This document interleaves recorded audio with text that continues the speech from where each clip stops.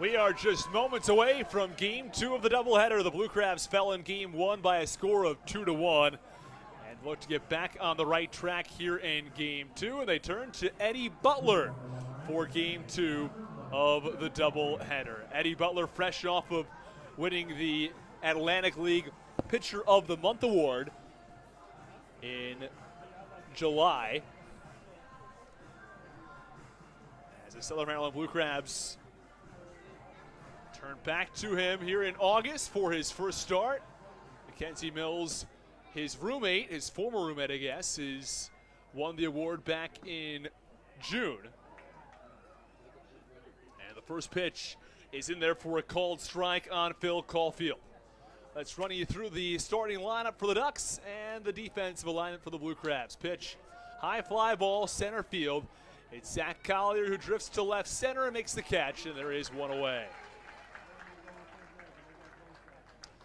It's Phil Caulfield who leads things off. Vladimir Frias, he was in the 8 spot back in Game 1. He is now in the 2 spot in Game 2. He's at third base as opposed to shortstop as well. Alejandro De Aza back in center field. He bats third. Sam Travis was the DH in Game 1.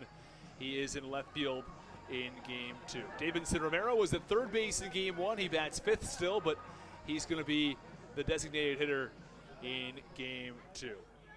Carlos Castro is behind the plate in Game 1. He's at first base here in Game 2. Joe DiCarlo is doing the catching. He bats seventh. Dustin Woodcock is in right field, and Kevin Watley enters. He's the shortstop. Pitch, called strike on Vladimir Frias. Around the diamond for the Blue Crabs. Jack Sundberg in left. Zach Collier in center. Braxton Lee is in right. Alex Crosby at third. Michael Wolanski is at shortstop. The pitch, that's low in the dirt. Ian Yetzko at second base, and Jared Walker is at first base. Mike Falsetti is doing the catching for Eddie Butler. Ian Yetzko, the lone change outside of the catcher, Mike Falsetti, who's in for Ryan Howe, which just makes sense. As a pitch, this one on the ground, foul, first base side. The count, 1 ball and 2 strikes.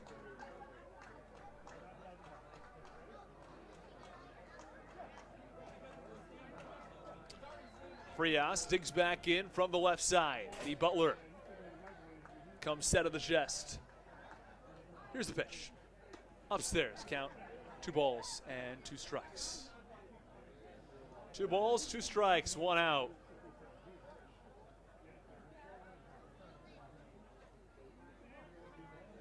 As Vladimir Frias, only a couple players, does not wear batting gloves, fouls this pitch off. Third base side toward the netting.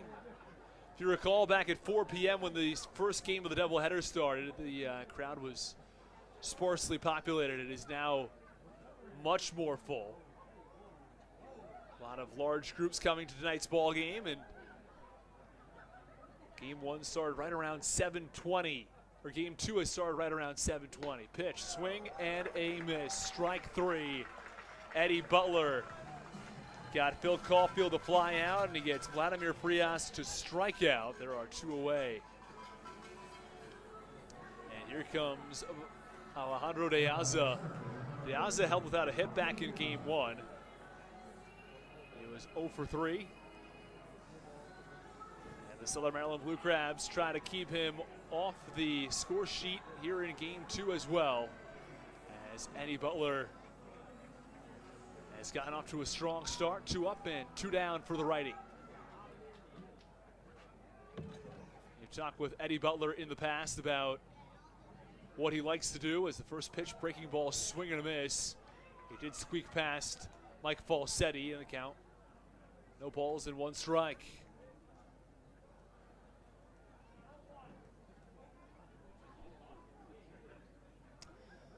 Count, no balls and 1 strike on Alejandro De Aza, as Nate Caldwell, the home plate umpire, makes sure that everybody else is aware. Alejandro De Aza shows bunt, didn't really pull back, but it's called the ball. The count, 1 ball and 1 strike as the pitch missed low. When I talk with Eddie Butler, he says, look, I like to attack the strike zone. You know, his biggest pet peeve is walking batters. 1-1 delivery from Butler. Called strike 2, fastball knee high in the count 1-2. Butler last pitched in the major leagues back in 2018, was in the American Association in 2019. Pitch came inside on Alejandro De Aza. I thought it hit him, but did it not? I was almost positive that ball had hit him in the thigh, but maybe the Blue Crabs catcher, Mike Falsetti, somehow prevented that. I'm at a loss. Count 2 balls and 2 strikes. I thought that he was hit by a pitch for sure. Here is the 2-2 offering. That's away, count 3-2. Either way, Alejandro De Aza is still at the plate. Let me see if we can watch this back and see if I get a better idea of what happened. So he had showed bunt. And it bounced in front of home plate right where it looked like it was going to hit him in the thigh. Pitch, swing and a miss, strike 3.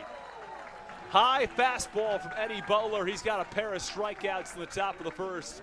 The Ducks sent down in order. When we come back, it's the Blue Crabs who come to the plate in the bottom of the first inning.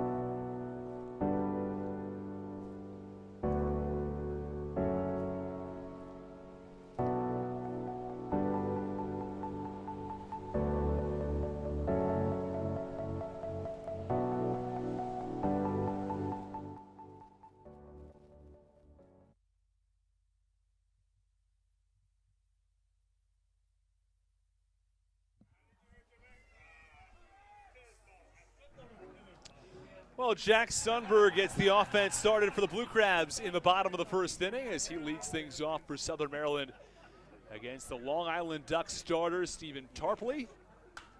First pitch swinging. High fly ball foul, third base side.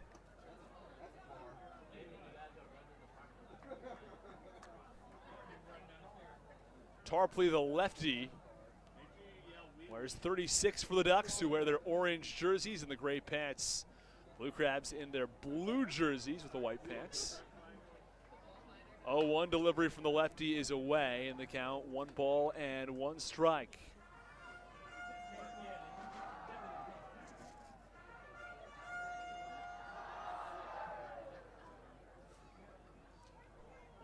Tarpley. Here's the 1-1. Swing and a miss. That one low and out of the zone to get Sundberg to chase it. And the count, 1 ball and 2 strikes. Stephen Tarpley has considerable major league experience.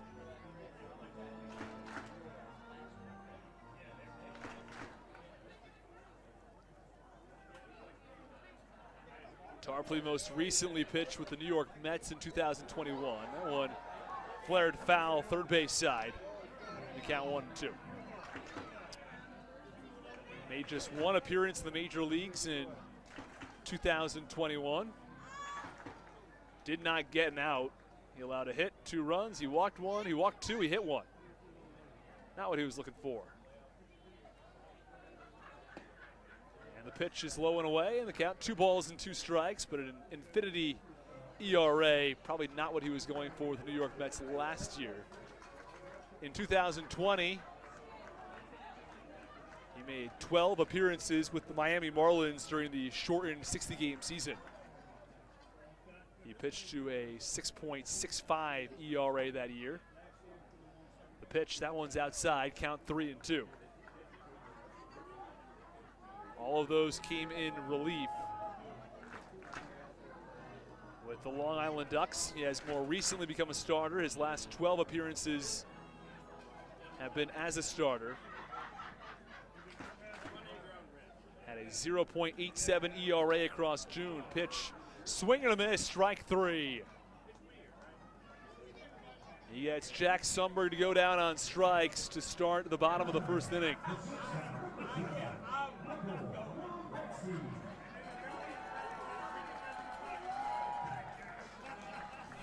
As the sun starts to set on Southern Maryland.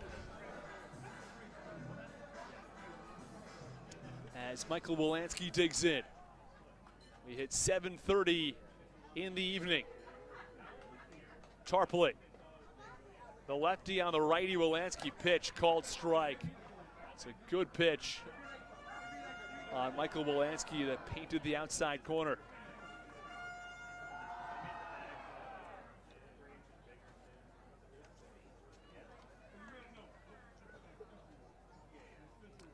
Here is the pitch. Big wave and a miss at a breaking ball. On the count, no balls and 2 strikes on Wolanski.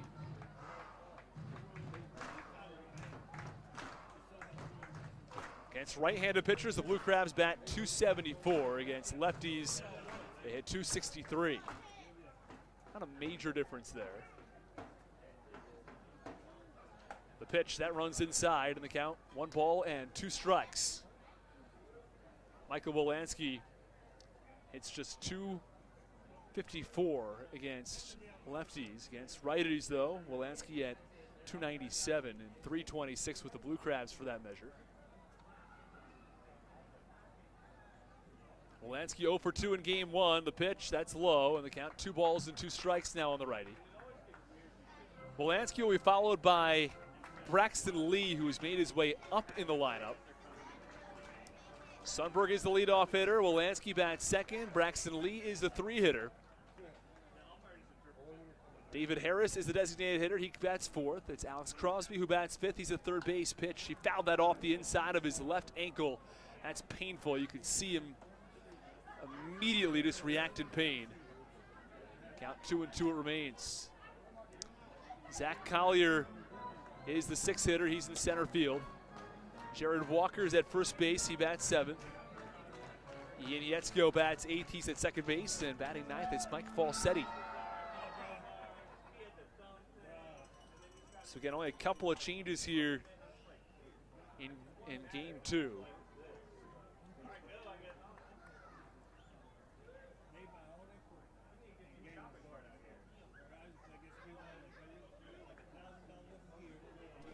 Two-two pitch. Foul tip. Oh, and it goes into the catcher, Joe DiCarlo's mitt. It's strike 3. Thought Wolanski had stayed alive there, but instead he goes down on strikes, and Braxton Lee has moved up the lineup to the 3-hitter. That's where he found a lot of success. So he's right back at it. Hit the 3 home runs from the 3 spot. So Stan Clyburn says, hey, let's go back to it, see if it works. After Collier was held without a hit back in game 1, as were a lot of players for that matter. First pitch, pretty good, maybe a little inside, and the count 1 ball and no strikes. Alex Crosby had a hit, Jared Walker with a hit, Ryan Haug with 2 hits. That's all the Blue Crabs had. Pitch on the ground towards second base. A routine play for Phil Caulfield, who flips to first. And that ends the inning. Eddie Butler had a couple of strikeouts in a 1-2-3 inning. Stephen Tarpley's returned the favor with 2 Ks of his own. We go to the top of the second. This ball game is scoreless.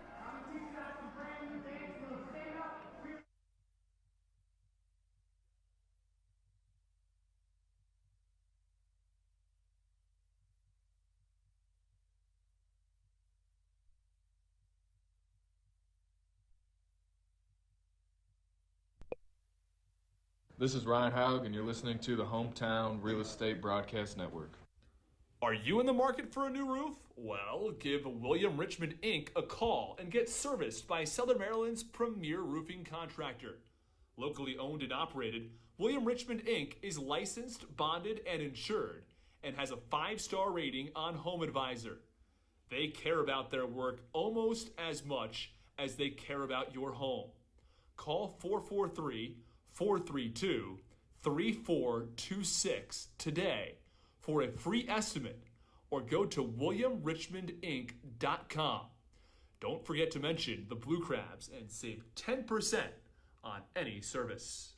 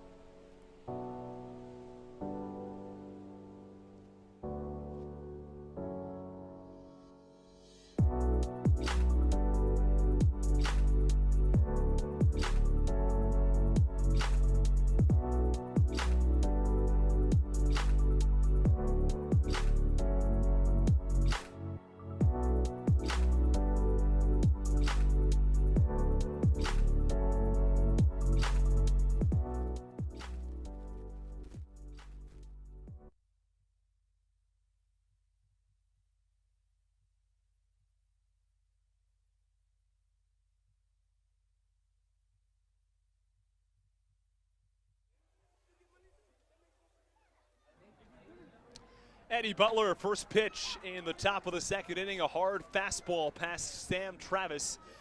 And it's in there for a called strike, and the count, no balls and 1 strike. Top of the second inning, Austin Rooney, happy to have you with us in a scoreless ball game. Pitch, line drive, right field, base hit. Travis picks up the first hit of this ball game as he goes the other way with it on a single to right. Eddie Butler was 5-0 with a 3.49 ERA across the month of July, winning the Pitcher of the Month award. He had 4 really good starts. He had 2 tough starts. Across those 4 really strong starts, he pitched 27 innings, allowing just 4 runs. Good for an ERA, just a tick over 1. 2 starts that weren't so great were both against Long Island. 1 at home, 1 on the road. And the first pitch is low and away for ball 1 on Davidson Romero. Count 1 ball and no strikes. In those 2 games, he pitched 10 innings and he allowed 10 runs.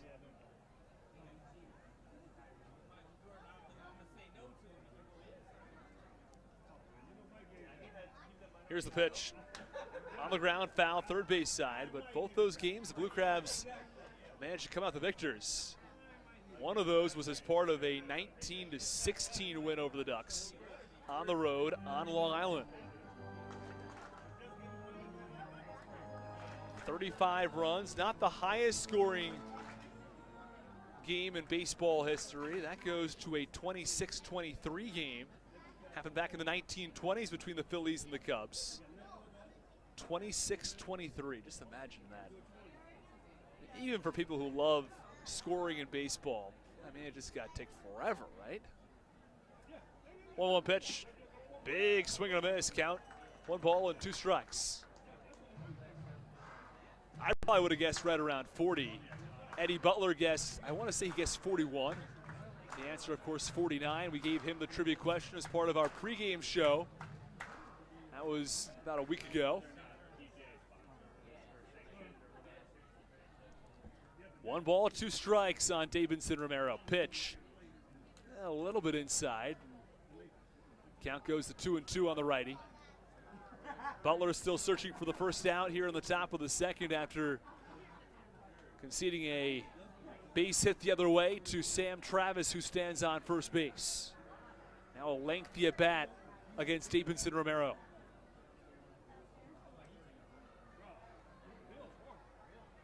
Butler, the 2-2. Hard line drive, foul to the Blue Crabs bullpen. It sends a couple of guys scrambling, including those Endris Briseño, who's sitting next to Alcis Herrera. Well, the bullpen should be ready should the Blue Crabs need it.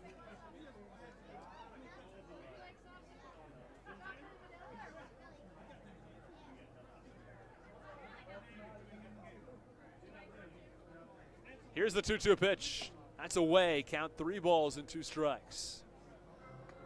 3 balls, 2 strikes, nobody out.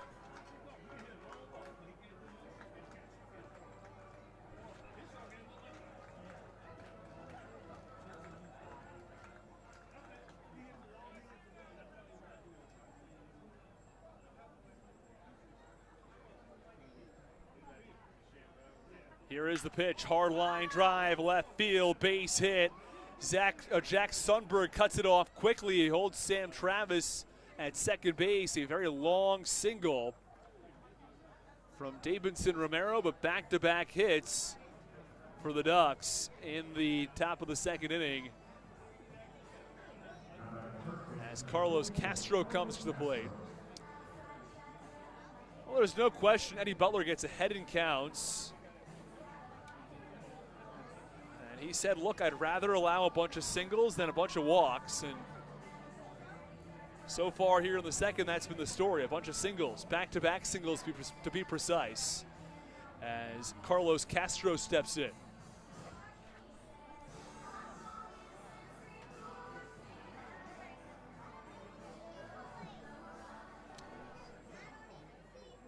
From second base, it's Sam Travis. Over on first base, Davidson Romero. Butler comes set. Here's the pitch. Called strike. That one to the belt, and the count, no balls and 1 strike. Your umpiring crew for game 2. Nate Caldwell is behind home plate. P.J. McConville at first. The third base umpire is Derek Moshe, who was behind home plate back in game 1. 0-1. Hard swing and a miss from Castro. He was behind the fastball. And the count 0-2. Well, the Southern Maryland Blue Crabs, with a loss in game 2, would officially lose this series to the Long Island Ducks. Trying to avoid that and split the doubleheader, find a way to win game 3 as well as they turn to Darryl Thompson tomorrow. Pitch, swing and a miss, strike 3. Not even close. Fastball low and away, maybe a slider actually at that. Either way, Carlos Castro went after it, and he goes down on strikes. There's one away.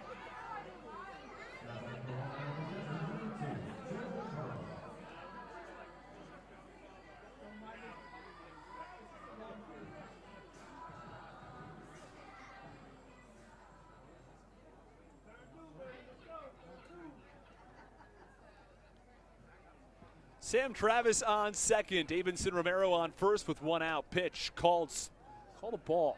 It's about to say called strike, but Nate Caldwell wouldn't pull the trigger, and the count 1 ball and no strikes. It's a fun night in Southern Maryland.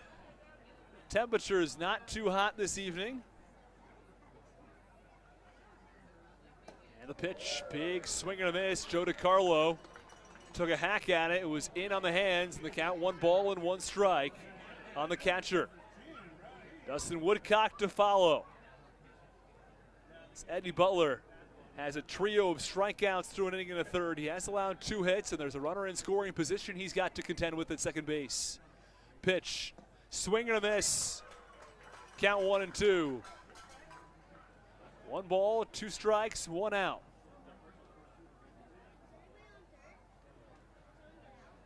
Scoreless ball game. The Blue Crabs and Ducks went without base runners in the first inning.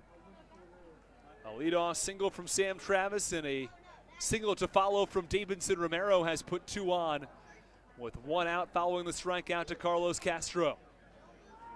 Light breeze, this one coming in from right center field, but by and large, things pretty quiet. 1-2 pitch on the ground to left field. It's a base hit. They're going to hold Sam Travis at third. It's another single as Sam Travis pulls up, meaning the bases are loaded with 1 out. 3 hits, 3 singles in the top of the second, and now Eddie Butler has found himself in trouble. As Dustin Woodcock will come to the plate with the bases loaded and 1 out. We thank everybody for tuning in this evening across YouTube and Facebook.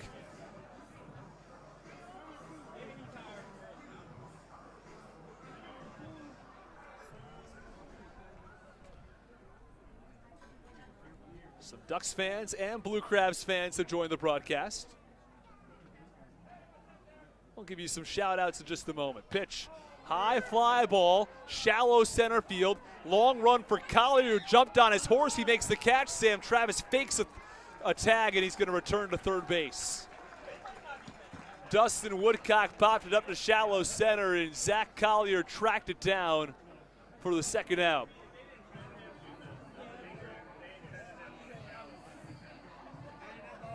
Sam Travis wanted to induce the throw. Collier didn't bite. He fired into the infield from shallow center.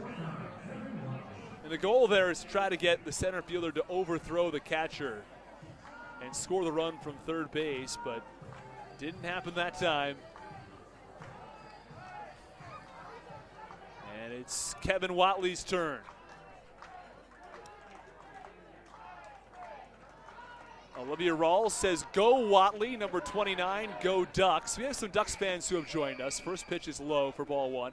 Multi Apples, who's also a Ducks fan, has commented on our chat. Blue Crabs fans, let's go. Let's comment on that YouTube chat. Make sure we get our voices known. This ball game is scoreless. The bases are loaded for Watley, though, who also does not wear batting gloves and bats from the left side. 1-0 pitch, swing and a miss. Low in the dirt, but Falsetti kept it in front of himself.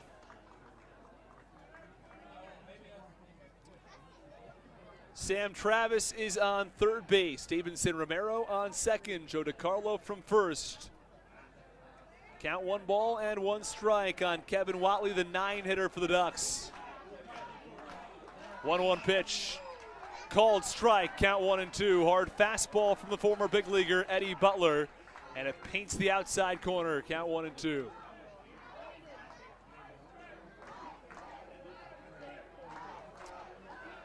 There is a chance of rain. We can only hope and pray it holds off. The 1-2 pitch fouled away, third base side.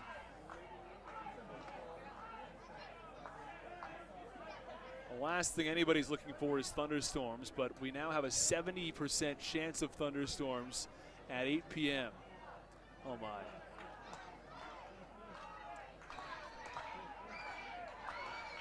Well, it helps this ball game started at 4 p.m. as opposed to at 5 p.m. because then we'd really be in trouble. Pitch, swing and a miss, strike 3. Butler ran himself into trouble. He works himself out of trouble.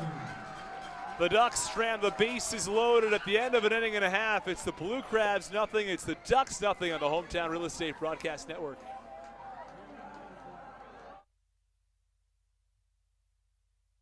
This is Alex Crosby, and you're listening to the Hometown Real Estate Broadcast Network.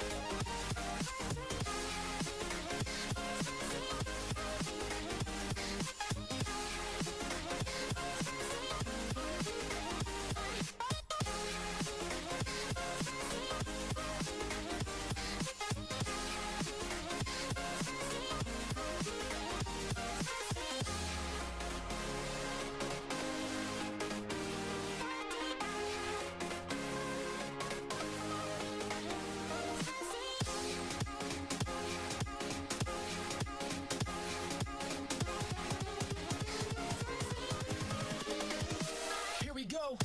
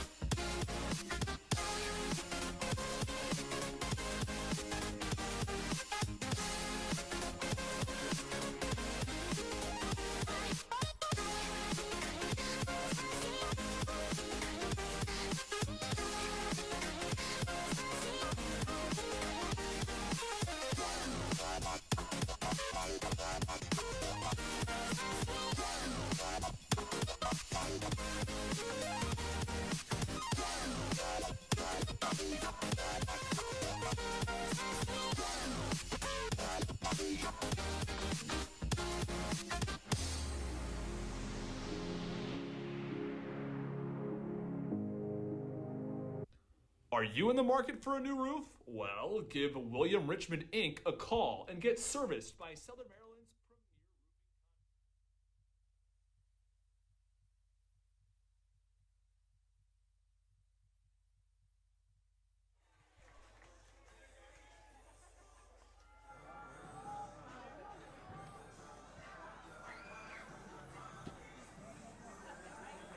Well, David Harris will step in to the righty batter's box against Stephen Tarpley in the bottom of the second inning. 4, 5, and 6-2 up for the Blue Crabs in a scoreless ball game. Pitch is fouled away, first base side toward the concourse, and the count 0-1. Well, the Ducks got things going in the bottom of the top of the first inning, top of the second inning. Let's get things straight here. A trio of singles. Sam Travis, Davidson Romero, and Dustin Woodcock were involved. As the 0-1 pitch is low to David Harris, count 1-1.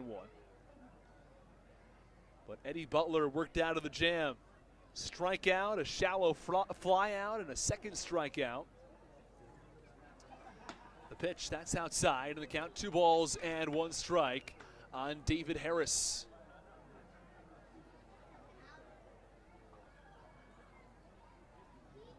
Again, fans, if you would like a shout out in today's game, please write in the YouTube chat. We'll also have a trivia question coming your way in the top of the third. The 2-1 pitch is a called strike to the chagrin of some in the ballpark who had some words to say for home plate umpire Nate Caldwell. Harris fouls this ball back to the netting, and the count remains 2-2.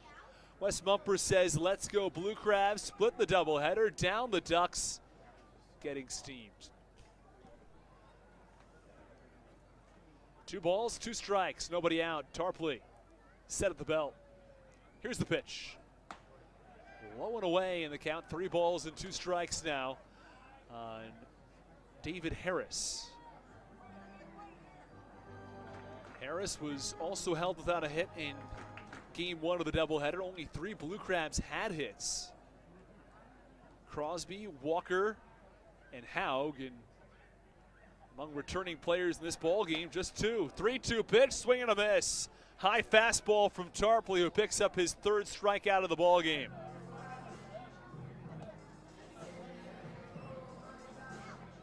Now, there are a lot of walk-up songs. We've talked about them in the past, and some of the changing walk-up songs. Jared Walker's changed his. I think Crosby must have recently changed his. I don't know what song this comes from, but it's a pretty good one. There's a real mix of walk-up songs here. We have our mix of between inning songs as well. First pitch comes inside on Alex Crosby in the count, 1 ball and no strikes. Scares him off the plate a little bit. Stephen Tarpley offers just the smile in response, and the count 1-0.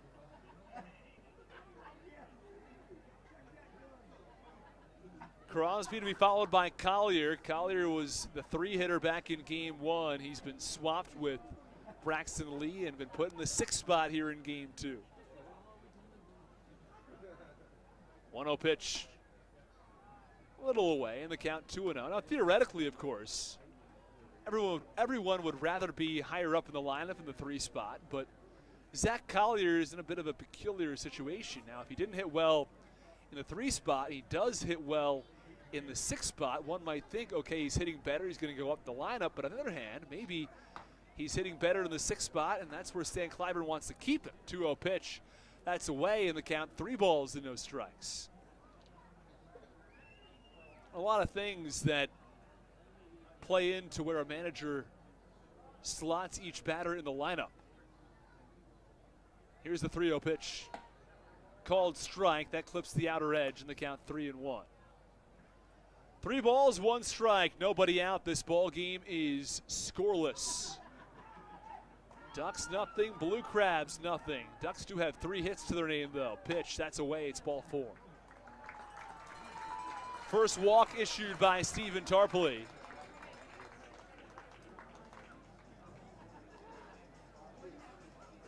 And here comes Zach Collier.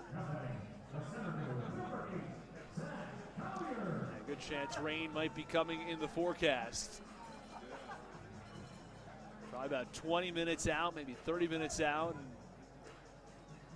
I don't think we're going to get 5 innings in before this rain hits, if it does actually come to be.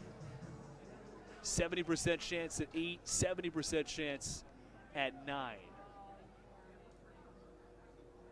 According to the AccuWeather app, it's about 20 minutes out. It could be somewhat heavy. Pitch, line drive, left center field, base hit. Crosby goes first to third. He induces a throw to third, but Collier tries to go to second. He's thrown out. Oh, a terrific move by the left fielder, Sam Travis, who faked the throw to third base, instead fired into second as he saw Collier was breaking once he faked the throw to third base. So instead of runners on the corners and 1 out, there's just 1 runner on third base with 2 outs. Zach Collier does get a hit, but he's thrown out trying to go to second base. Terrific move by the left fielder, Sam Travis, to fake the throw, draw Collier to second, and then fire him out in plenty of time. 2 away in the bottom of the 2nd inning. Alex Crosby on third base.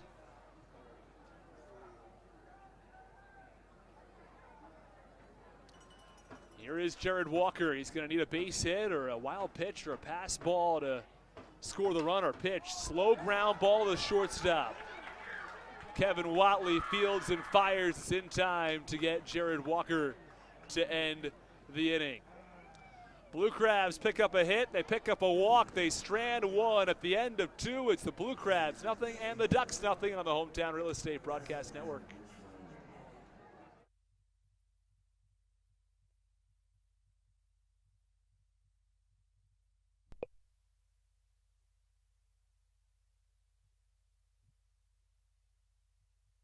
This is Michael Baca, and you're listening to the Hometown Real Estate Broadcast Network.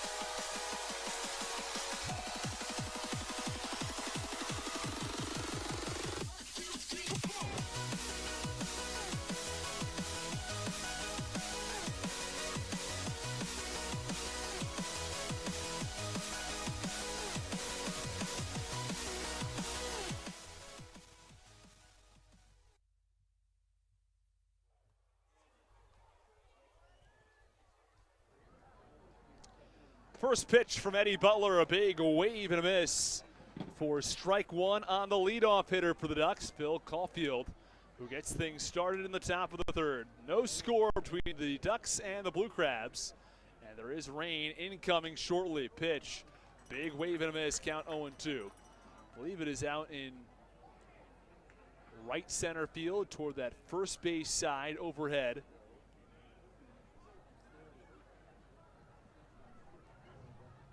And some thunder off in the distance. Pitch, swinging a high fly ball, deep right center field. Braxton Lee drifts back on it in front of the warning track where he makes the catch for the first out.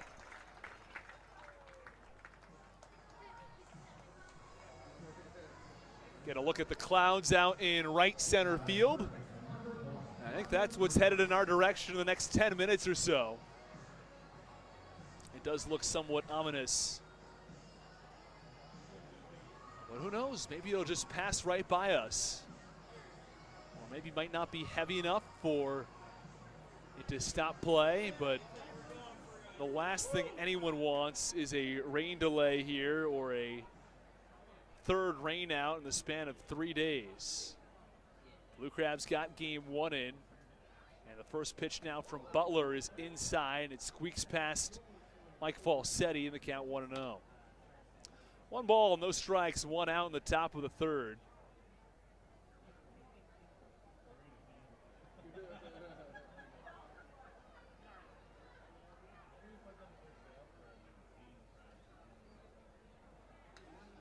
The 1-0 pitch fouled back to the netting. Count 1 ball and 1 strike. Vladimir Frias, who batted eighth in game one, bats second here in game two. He struck out his first time up, and count 1 ball and 1 strike on the lefty this time around.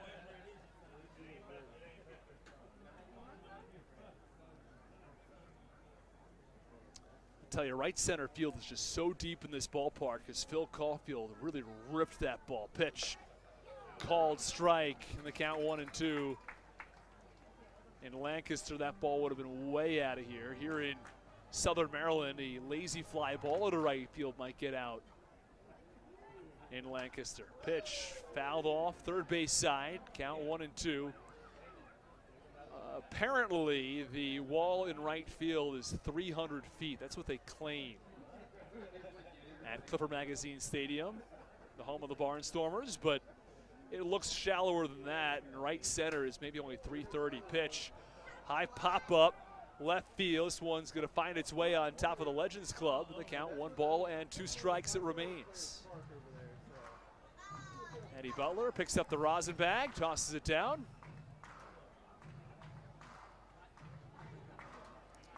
Butler appeared in 5 seasons across Major League Baseball with a trio of teams, including the Rockies, the Cubs, and the Rangers. Pitch upstairs, and the count remains 2 balls and 2 strikes on Vladimir Frias.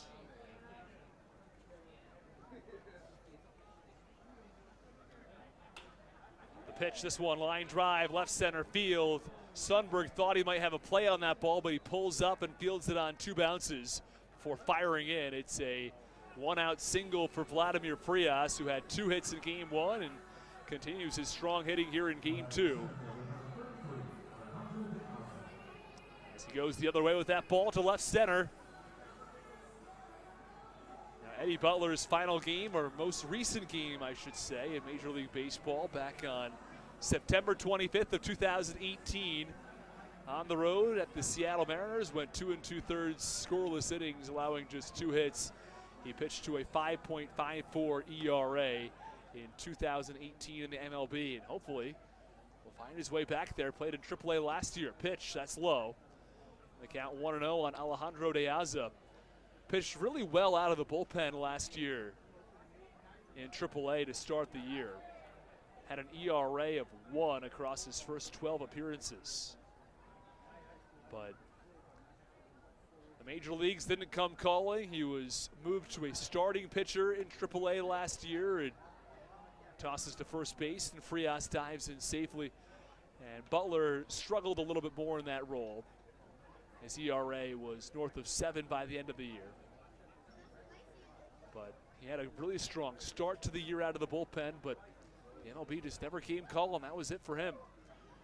Has joined the Blue Crabs this year, and it's very possible that someone with the pedigree of Eddie Butler could find himself back in AAA either later this summer or next year, as the 1-1 pitch is a called strike. Or I should say the 1-0 pitch is a called strike. Count 1 ball and 1 strike on the lefty Alejandro De Aza. De Aza leads the Atlantic League in batting average, but so far today he's 0 for 4. The pitch is low in the dirt. It skips away from Falsetti, who dashes to the ball, but Vladimir Frias already in at second base as it got by him to the third base side. Count 2 balls and 1 strike. And it goes down as a wild pitch against Eddie Butler.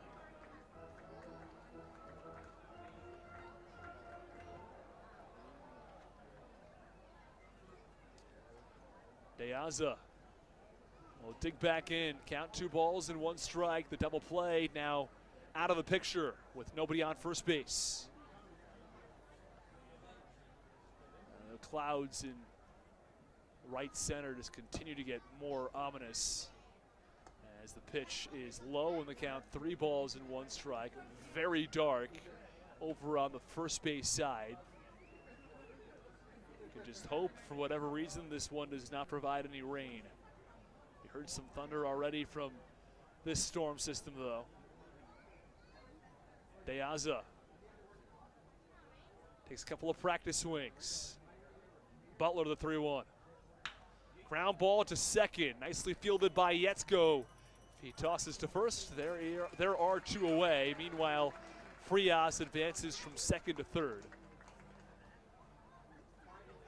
So Alejandro De Aza now 0 for 5 today. But Vladimir Frias advances to third base, so the go-ahead run for the Ducks here in the top of the third, which is really the top of the 5th in traditional setting because we're playing a 7-inning ball game here. So every runner and every run that much more important. With Frias just 90 feet away, Sam Travis at the plate. Travis hits north of 300. First pitch from Butler, called strike. That paints the outside corner, count 0-1. Well,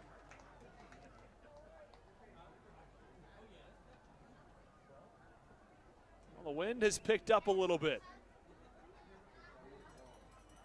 with the dark clouds moving overhead. They're directly overhead right now. We haven't seen any rain. There's a basketball that's found its way onto the field. Home plate umpire Nate Caldwell stopped play and then motioned a jump shot, and Zach Collier kicked that ball. I have never seen that. The home plate umpire mimicking a jump shot to let Zach Collier know that there's a basketball in center field, and he kicked that basketball about as far as I've seen anyone kick anything in a baseball game. Kicked it off the walk between the picnic deck in left and the basketball court in center. 0-1 pitch, a wave and a miss. Count 0-2. No balls, 2 strikes, 2 outs in a scoreless ball game with Vladimir Frias leading off of third base for Long Island.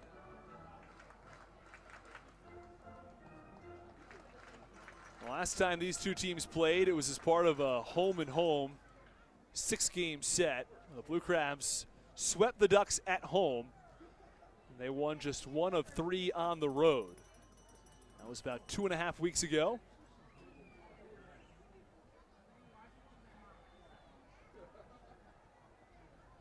Here is the pitch from Butler. This one on the ground to second. Gobbled up by Yetzko. The toss to first and plenty of time as Eddie Butler works around a runner on third base. It's a scoreless game as we go to the bottom of the 3rd inning. Stick with us on the Hometown Real Estate Broadcast Network.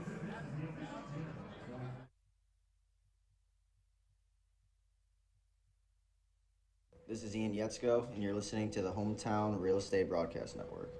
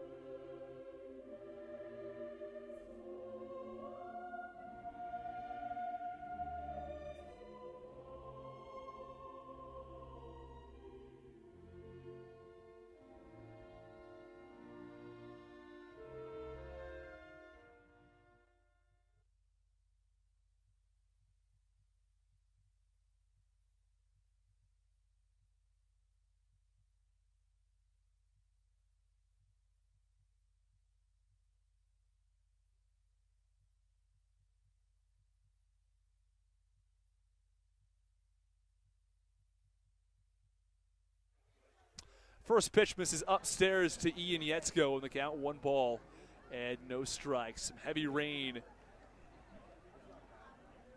As you can get a look of it falling out in right center field on the light.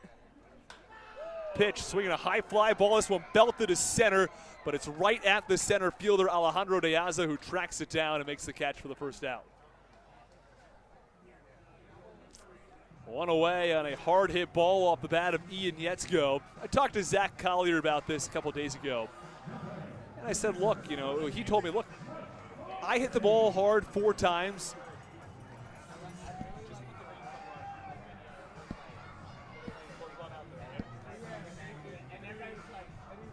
Well, I talked with Zach Collier, sorry about that moments ago. Just had to sort out a couple of things with our cameras in the rain as we try to make sure that the cameras are all right. Last thing we need is a technology issue, as the first pitch is a swing and a miss from Mike Falsetti, count 0-1. Back to that last point, though. When I spoke with Zach Collier, he said, if I have 4 at-bats in a game, I hit the ball hard 4 times, I feel like I went 4 for 4. As the 0-1 pitch is away, count 1 ball and 1 strike. So I think that gives you an idea of the way a lot of players feel, is that as long as they're hitting the ball hard, that's what's important. It's not as important as the 1-1 pitch is a broken bat liner into center field, a base hit for Mike Falsetti. Didn't hit the ball all that hard that time, but certainly picks up a base hit on a broken bat.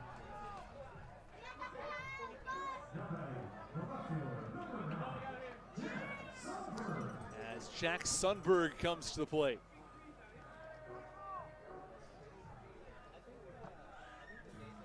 Back to the top of the order for the Blue Crabs. 1 hard hit ball, 1 not so hard hit ball. And the one that's a base hit, and the one that's not all that hard hit. Things as the rain continues to really fall quite aggressively here at Regency Furniture Stadium. Pitch low. Count 1 ball and no strikes from Stephen Tarpley on Jack Sundberg. This ball game scoreless in the bottom of the 3rd. The Ducks with 4 hits, the Blue Crabs with 2.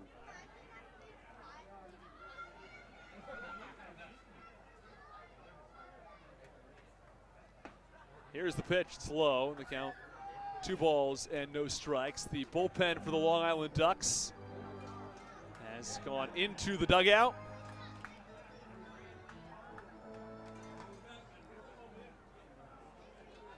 And the rain just keeps on falling here in a very continuous pace. Pitch upstairs.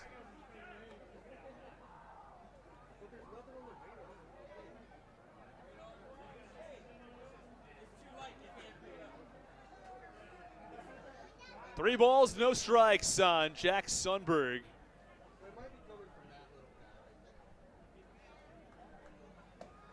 Pitch called strike. That one on the inner half, and the count 3-1.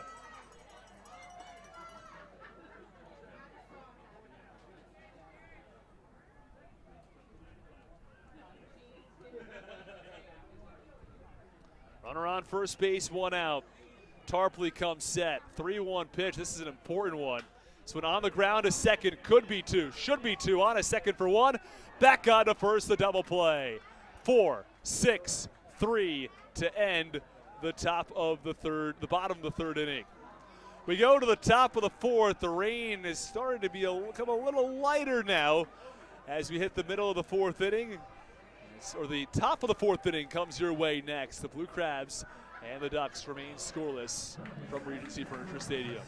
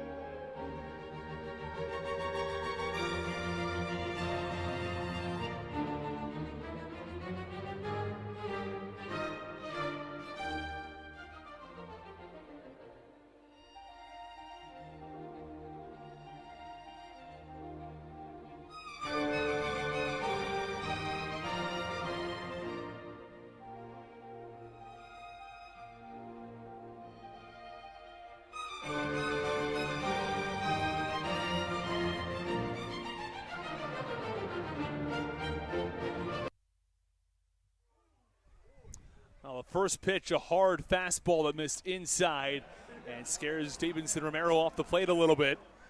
And the count is 1 ball and no strikes. You try to make sure that all of our camera equipment is all right as the pitch is popped up in the infield. Eddie Butler calls off everybody and makes the catch for the first out as Romero is down for the first out.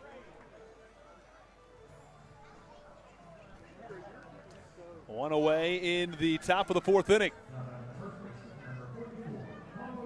We apologize, fans, that the scoreboard not updated as regularly as it was, as we are trying to run around and making sure all of the technology is safe with the rain, and that means that we take somebody away from one position and put it in another position, put that person in another position, and changes things up a little bit. Pitch is upstairs in the count, 1 ball and no strikes. This is a scoreless ball game in the top of the 4th, but think of it more like the top of the 6th inning, just a 7-inning game. Butler, the 1-0. That's away, count 2-0.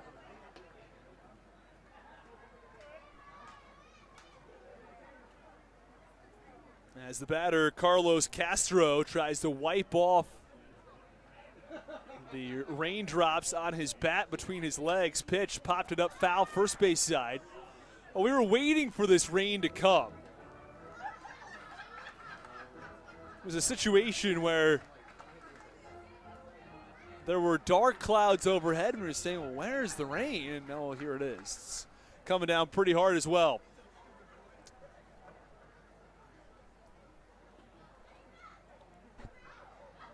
Two-one pitch coming from Eddie Butler. Foul back, count 2 balls and 2 strikes, I should say. 2 balls, 2 strikes, 1 out, nobody on for Long Island. In the 4th inning of a 7-inning ball game. Game 2 of the doubleheader. The Blue Crabs lost game 1 by a score of 2-1. A low-scoring pair of games today.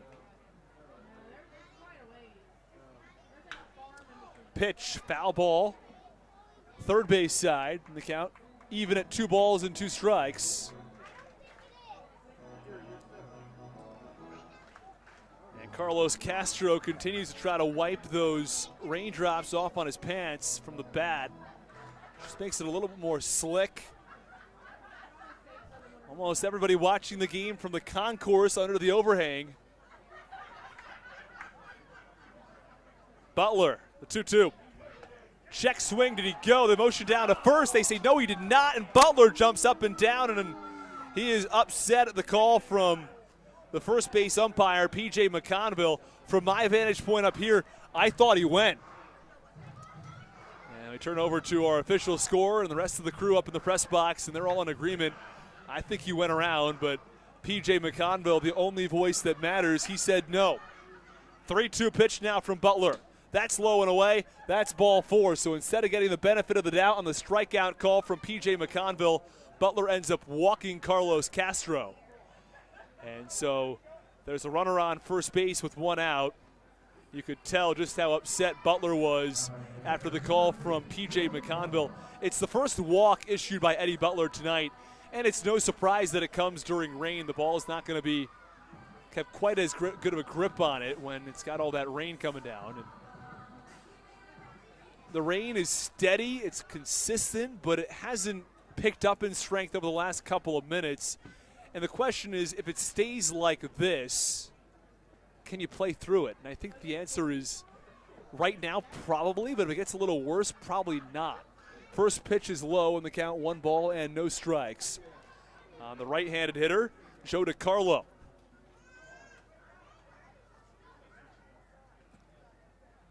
Well, Davidson Romero popped out to Eddie Butler to get the inning started.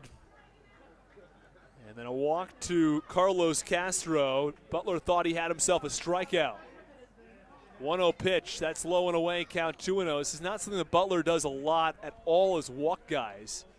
When I talked to him for his interview for part of our piece on his winning the July Pitcher of the Month award, the Atlantic League, he said, my biggest pet peeve are walks.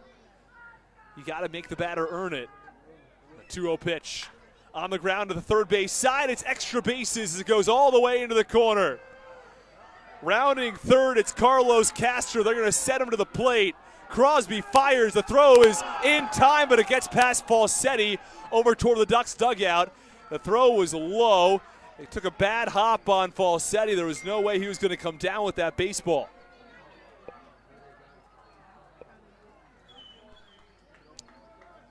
So now from second to third goes Joe DiCarlo. It's an RBI double. It's a 1-0 lead for the Ducks. And DiCarlo advances to third on the throw home.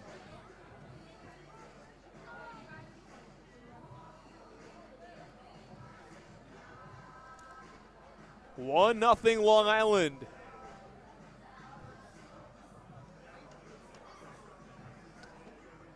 In the top of the fourth inning, now the Blue Crabs fighting from behind. For the time being, the rain has stopped, but I'd imagine that's awfully temporary.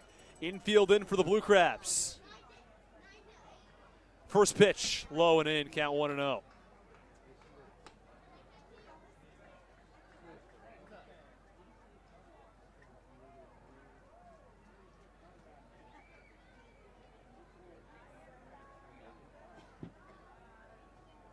And now some of the fans start to return now that the rain has come and gone. Pitch, swing and a miss, count 1 strike on Dustin Woodcock. 1-0 Ducks in the top of the fourth. 1 strike, 1 out. Eddie Butler had been dealing up until he had a borderline strike 3 call that did not go his way. PJ McConville said it was not strike 3. Instead, he walks the batter, and that runner comes around and scores on an RBI double to the next batter, Joe DiCarlo. Count 2 balls, 1 strike. 1 out as the 1-1 pitch was away. 2-1, low. Count 3-1. 3 balls, 1 strike, and 1 out on Dustin Woodcock.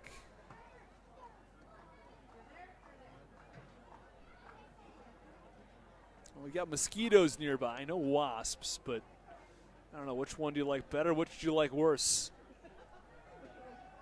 3-1 pitch upcoming from Eddie Butler. It's low, it's in the dirt, it's ball 4. And again, we've talked about how Eddie Butler strongly dislikes walking batters. And now that the rain has come and gone, the tarp crew from the Blue Crabs front office that was on the concourse level has returned back to their previous position, as it looks like any thought of a rain delay has come to pass. And meanwhile, Eddie Butler has lost the strike zone a little bit.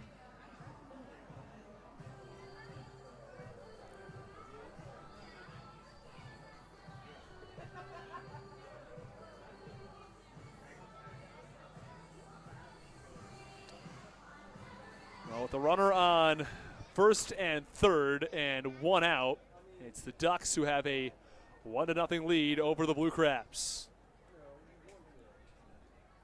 First pitch is low, it's in the dirt. The count 1 ball and no strikes. Eddie Butler has been especially good in these doubleheader games. He's pitched in a couple of them so far this year. They're responsible for both of his complete games as well. I'm not sure if you should really get a complete game for pitching 7 innings in a 7-inning ball game. It's the way the rule works, though. He did pitch the entire game, so I guess it's fair.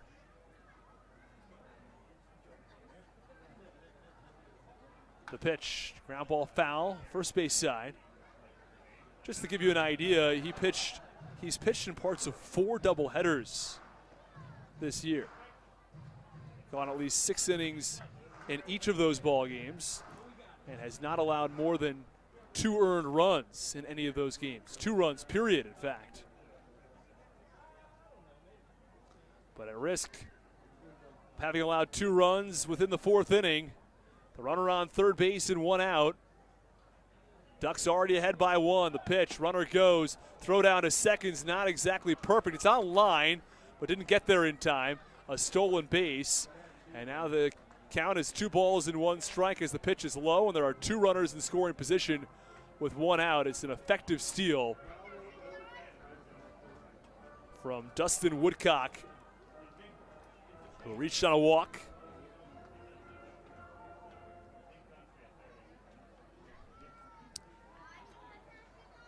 Infield comes back in to deal with Kevin Watley. Watley, a strikeout victim, his first time up. I could nearly guarantee that that's exactly what Butler is going for right here, as Bubbles come onto the field. This is something else. I'm not sure if we're going to stop play for this or not. We really shouldn't. But for whatever reason, there are bubbles floating onto the field. Let's hope we play through this. I can tell you this, there are a lot of things we've seen on baseball fields. I haven't seen bubbles before. I think they've stopped flowing in from the first base side. Pitch on the ground, foul to the first base dugout, and the Ducks bullpen goes after it. Count 2 balls and 2 strikes now on Kevin Watley in the top of the 4th. The Ducks have a 1-0 lead over the Blue Crabs, courtesy of a RBI double from Joe DiCarlo down the left field line, ended up reaching third on the throw. That's where he stands now after a walk to Dustin Woodcock. He stole second, and there are runners on second and third with 1 out. 2-2 pitch. Swinging a line drive. Oh, it's caught by Wolanski on a hop. He fires to first, and the runner's not going anywhere. Michael Wolanski flashes the leveler at short. He just stole a base hit. Oh, what a play. Well, Michael Wolanski has played second base for the majority of the year. He comes in at shortstop in place of Michael Baca here for Game 2 and gives Yetzko a start at second. And Michael Wolanski robbed a base hit on a ground ball toward the middle, and he also keeps the runner at third base. That's Joe DiCarlo from scoring. Saved at least 1 run, probably 2 on that ball. Big time play from Michael Wolanski, the former Duck. Was traded to the Blue Crabs in exchange for Austin Rye, the catcher, who has since been traded again to the Kentucky Wild Health Genomes. First pitch upstairs, count 1-0. 1 ball and no strikes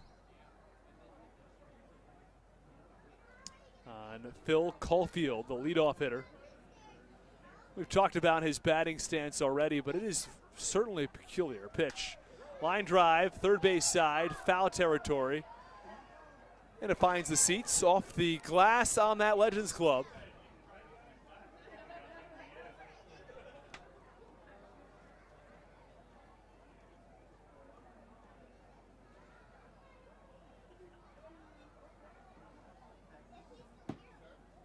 One ball, 1 strike, 2 outs in the 4th inning. Ducks have a 1-0 lead over the Blue Crabs. Eddie Butler trying to work out of trouble he's found himself in. Allowed 1 run on 5 hits. He's also walked 2 tonight. Pitch, line drive, and it's Michael Wolanski who ranges over to make the catch for the final out. Couple of terrific plays by Michael Wolanski to steal a couple of runs, and the Blue Crabs work out of trouble in the top of the 4th. The Ducks score 1, but they strand 2 at the end of 3.5. It's 1-0 Long Island on the Hometown Real Estate Broadcast Network.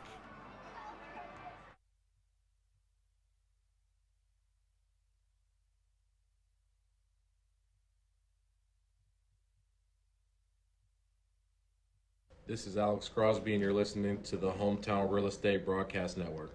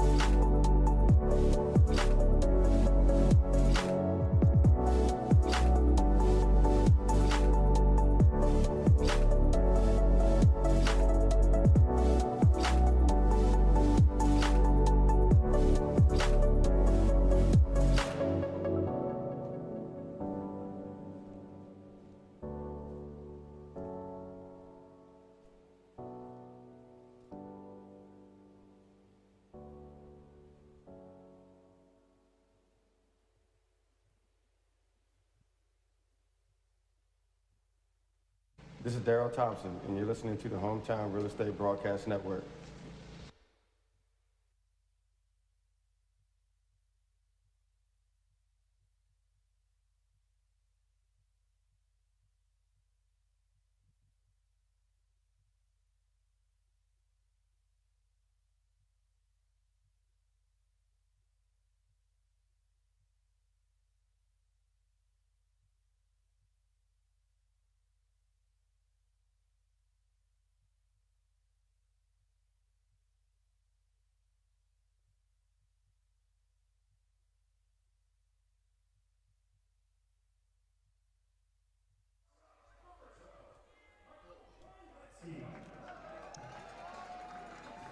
Bottom of the fourth inning, the Blue Crabs trail for the first time in game two. They're down 1-0.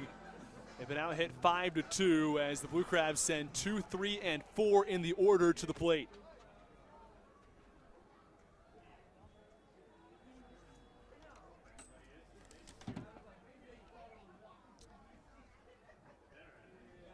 First pitch to Wolanski's way outside in the count, 1 ball and no strikes. The bottom of the fourth inning. Wolanski followed by Lee and Harris as the Blue Crabs trail 1-0. Pitch from Tarpley, hard line drive up the middle. Wolanski's got himself a base hit. He stole a couple of runs back in the top of the fourth. He's got a base hit here in the bottom of the fourth. How about his inning? As Braxton Lee will come to the plate. Braxton Lee kicks around some dirt that was just put in the batter's box between the top and bottom of the fourth inning by Blue Crabs groundskeeper Ben Baker. So Lee will be followed by David Harris. Lefty, first pitch called strike. That's on the inner half in the count, 0-1. You mentioned earlier some of the numbers for the Blue Crabs against lefties as opposed to righties. Their numbers weren't quite as good against lefties. Braxton Lee, a lefty, is hitting .296 against the group, though. And the 0-1 pitch, check swing. He clearly went around, though, in the count 0-2.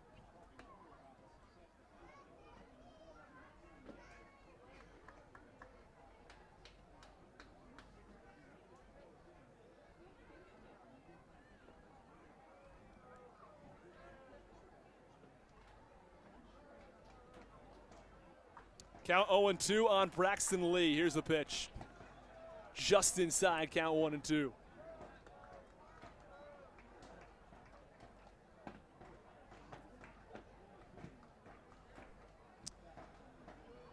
One ball, 2 strikes on Braxton Lee as the Blue Crabs still trail the Ducks 1-0. Here's the pitch. On the ground, foul, first base side. And the count remains 1-2. Stephen Tarpley's been good, very good so far. 4 innings, 4+ innings at this point. He's allowed 3 hits, and he's walked just 1. The former big leaguer had a 1-2-3 first inning, allowed 2 base runners in the second. The 1-2 pitch is foul back. Allowed a single hit to Mike Falsetti in the third.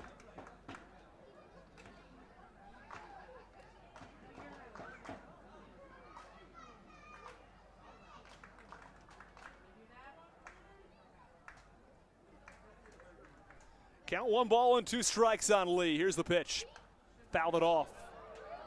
Count remains 1 ball and 2 strikes. Bottom of the fourth inning, the Ducks have 1 run on 5 hits. The Blue Crabs have no runs on 3 hits. As Wolanski stands on first base for Southern Maryland, having a bit of a chat with Carlos Castro. Ever wonder what those guys are talking about at first base? Usually a lot of small talk for the most part. 1-2 pitch is low and away, count 2-2. There's actually a video made on that by a YouTuber named Matt Antonelli, who Makes a lot of YouTube videos. He's a former big leaguer who spent most of his career in AAA. And he now makes YouTube videos, Q&A videos about his time in minor and Major League Baseball.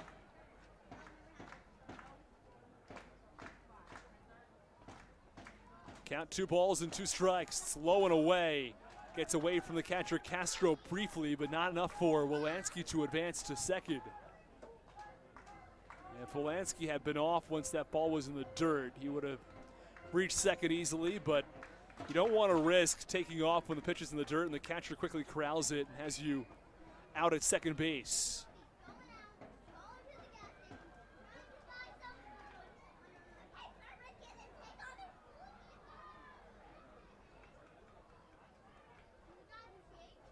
Runner goes in the 3-2. Hard line drive to left center. On the run, it's going to get to the gap.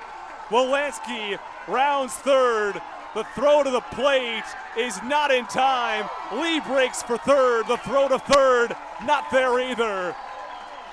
An RBI double to the left center field gap, out of the reach of Sam Travis. It scores Wolanski. Lead from second to third on the throw. And the Blue Crabs have tied the game at 1. Well, Southern Maryland's been looking for a big hit all night long, and Braxton Lee just provided it. Oh, what a play. A big-time hit for Braxton Lee. It's only in the 4th inning, but think of it more like the 6th inning. It's a game-tying hit for the Blue Crabs, and this ball game is even at 1.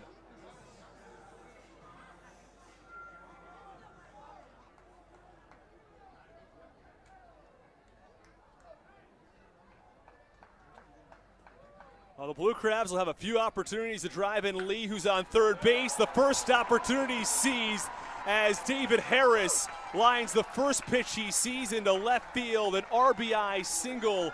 The Blue Crabs have 3 consecutive hits in the bottom of the 4th inning. They've taken a 2-1 lead. The first pitch that David Harris sees, he blasts to left for a base hit. And that earns Stephen Tarpley, who'd been outstanding up until this point, a mound visit. It is the pitching coach, Mark Weidemeyer, who has a chat with Stephen Tarpley. The Blue Crabs have their first lead of the day as they have a 2-1 advantage over the Long Island Ducks in the bottom of the 4th. You'd have to imagine from here, just from the Blue Crabs' perspective here, you probably run Butler until he runs into trouble. So that means probably the 5th, maybe the 6th, but I think Edris Briseño will get some work tonight.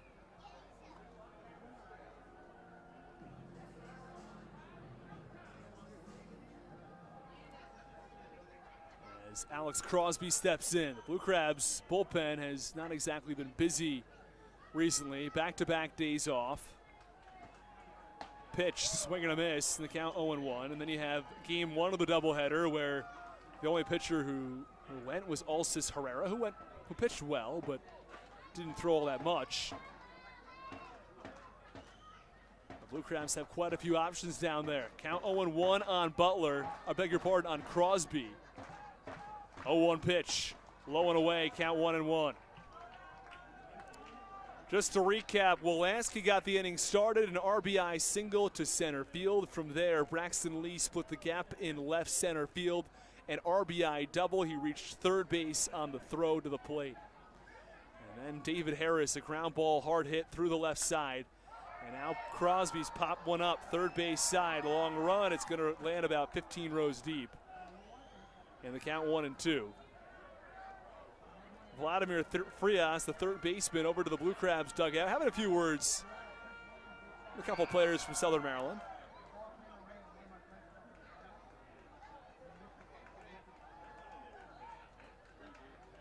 David Harris on first base. Crosby at the plate, one of only 3 players to have a base hit back in game 1. 1-2 pitch on the ground over to short. The flip to second for 1. The throw back to first is not in time. A strong play by the shortstop. It's Kevin Watley. Fielded the ball on the backhand, had a flip across the body to second, and just barely got David Harris. But But reaching first base, it's Alex Crosby. And Zach Collier steps in for Southern Maryland. Collier does have a base hit. He was thrown out trying to extend a single into a double.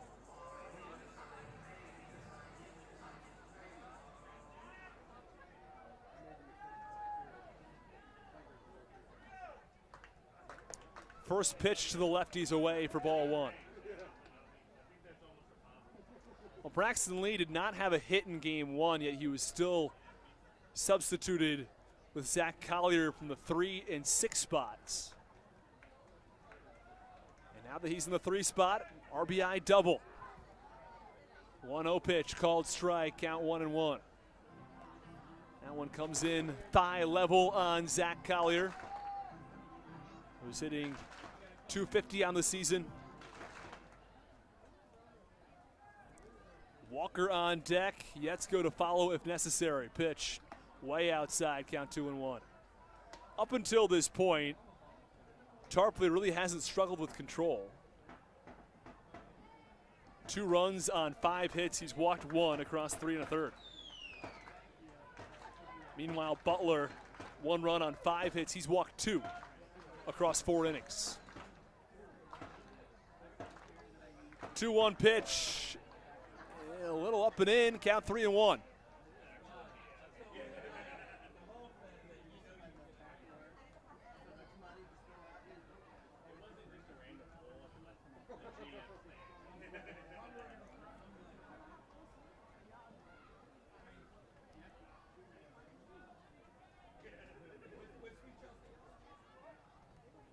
Three-one pitch, swinging a high fly ball to right. This one crushed to the corner, and it one-hops the wall and goes over the wall for an automatic double.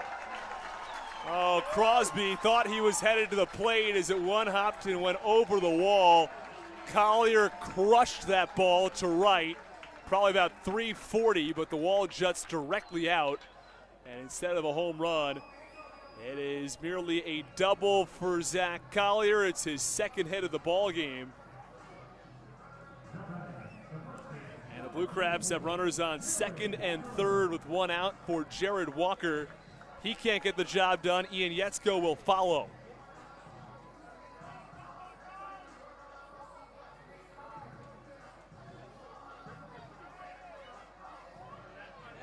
Even if he can get the job done, Yetzko will follow.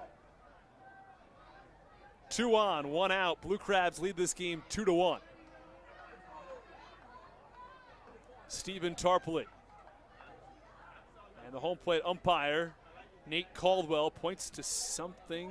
I don't know what he pointed to. It looked like he pointed to the back of Joe DiCarlo. Whatever happened there, he appears like he's good to play now. Infield comes in for Long Island. The pitch on the ground, foul, first base side, and the count 0-1. The Ducks not interested in surrendering another run for an out, so all of the infielders are in. Michael Wolanski, who started the inning and scored the Blue Crabs' first run, also stole, in what was all likelihood, 2 runs from the Ducks on an amazing diving play up the middle.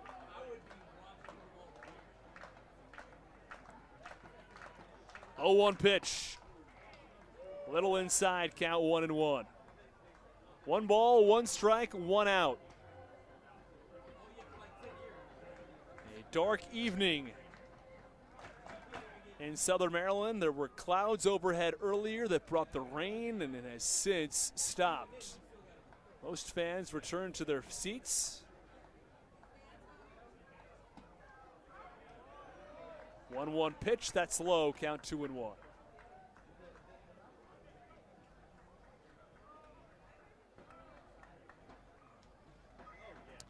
Zach Collier, who doubled moments ago. He leads off of 2nd. A very short lead for Alex Crosby, who stands just off of 3rd. Pitch, big wave and a miss. Breaking ball low and out of the zone. And the count 2-2. 2 balls, 2 strikes, 1 out. Blue Crabs have the lead in game 2 by a score of 2-1. As we are just about 10 minutes out from 9 p.m. on the East Coast. This ball game started at 7:20.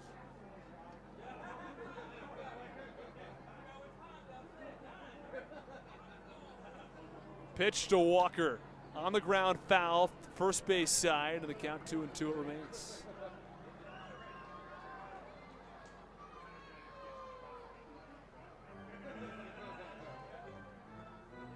Well, 5 Blue Crabs have come to the plate. All 5 of them have reached base, albeit one on a fielder's choice. But Southern Maryland has tallied 4 hits in the inning. Single from Michael Wilansky, an RBI double from Braxton Lee, RBI single from David Harris, a fielder's choice by Alex Crosby, and a double from Zach Collier. Pitch this one right back to the mound, and now they toss to first base, and they're going to get Harris scoring from third. Crosby, oh, what a bizarre play. Stephen Tarpley fielded the ball. He looked back Crosby. He had him in a rundown, then didn't throw to the plate. He instead threw to first base. Wasn't a good throw. Castro got the ball. He tagged out Jared Walker, but scoring from third, Crosby, a completely bizarre play as Tarpley should have gone to the plate. He would have had Crosby way out of the plate, but instead he didn't. He threw to first base. And it's now a 3-1 ball game as Crosby comes in and scores. There's a runner on third base. There are 2 outs. Ian Yetzko, who will step in for Southern Maryland, but the Blue Crabs have taken a 3-1 lead now. Just a bizarre play on a ground ball back to the mound. Tarpley looked at Crosby, who was clearly halfway between third and home, and then threw to first anyway. Big breaking ball, and Yetzko swings through it. The count 0-1. A healthy hack that time from Walker. Not sure I've ever seen something like that where the pitcher sees a runner's going, had plenty of time to get him in a rundown and get the lead out, and instead fired to first base. 0-1 pitch. Big wave and a miss. High, hard fastball from Tarpley, and he's got Yetzko off balance 0-2.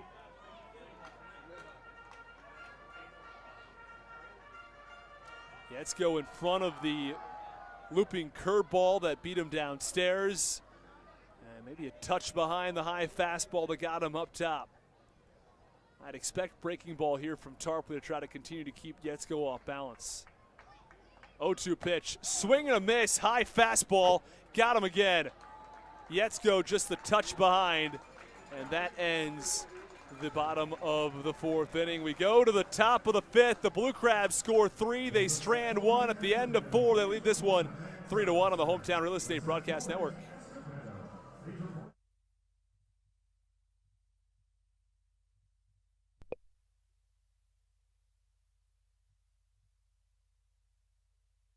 This is Braxton Lee, and you're listening to the Hometown Real Estate Broadcast Network.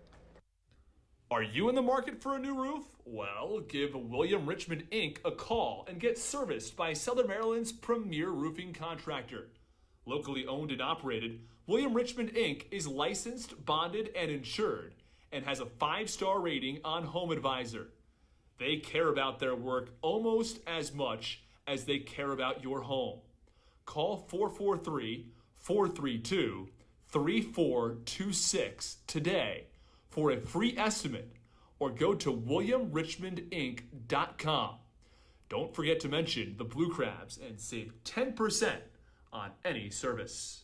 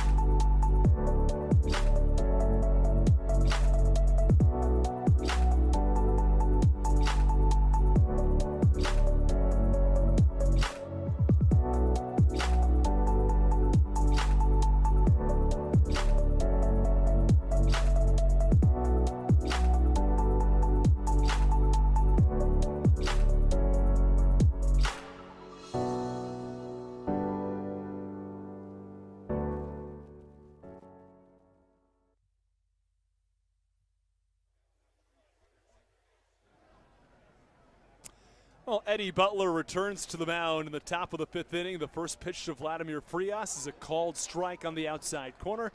The Blue Crabs have a 3-1 lead, and Eddie Butler has some insurance runs to work with.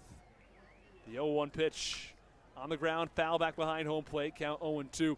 Now the Blue Crabs could very well go away from Butler after 5. Not sure that's the plan if he pitches well here in the 5th. But they've got Baker, who's on plenty of rest.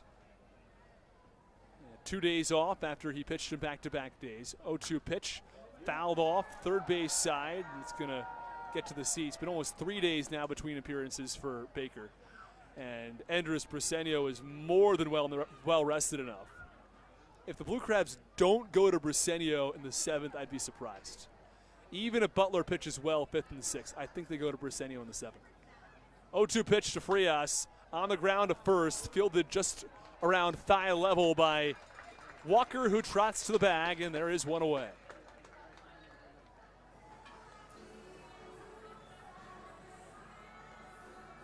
Not the greatest throw from Falsetti back to the mound, and now Butler's got to go and pick it up off the ground as Alejandro De Aza will dig in.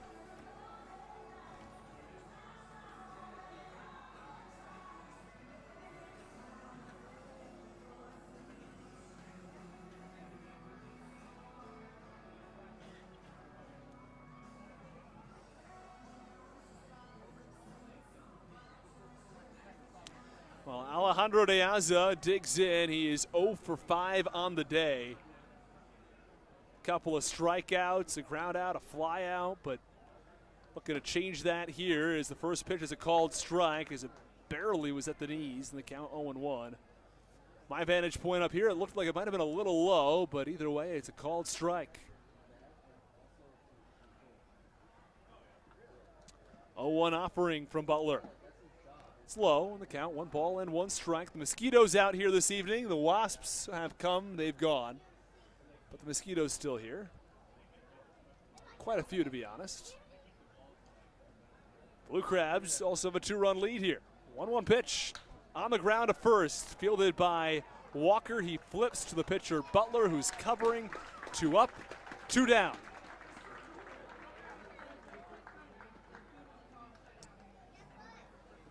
In the 5th inning.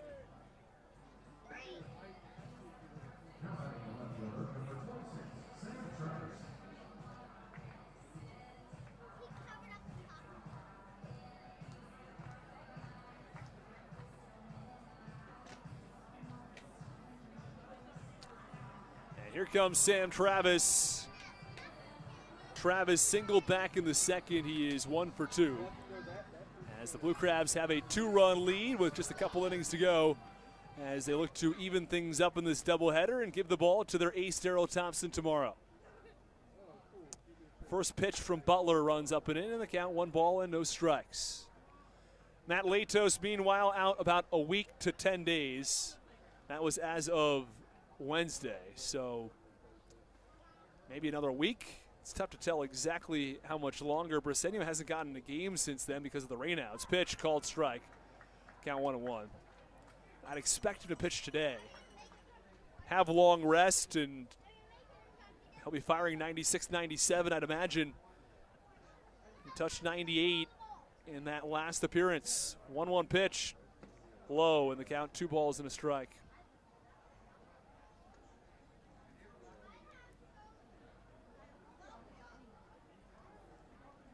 Two balls and a strike on Sam Travis. We played a lot of baseball tonight. Played about 11 plus innings of baseball. 11 and a half is what we're getting toward. Pitch, ground ball, and a diving try from Yetzko. It's just past his reach up the middle for a base hit.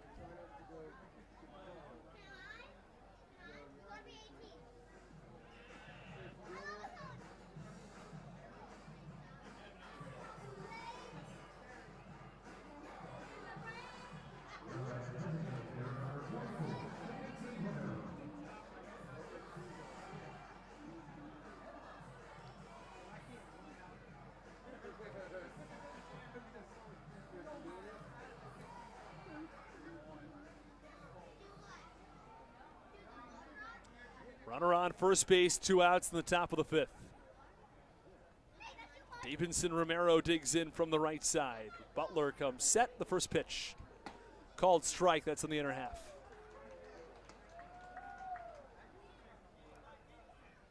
No balls and 1 strike.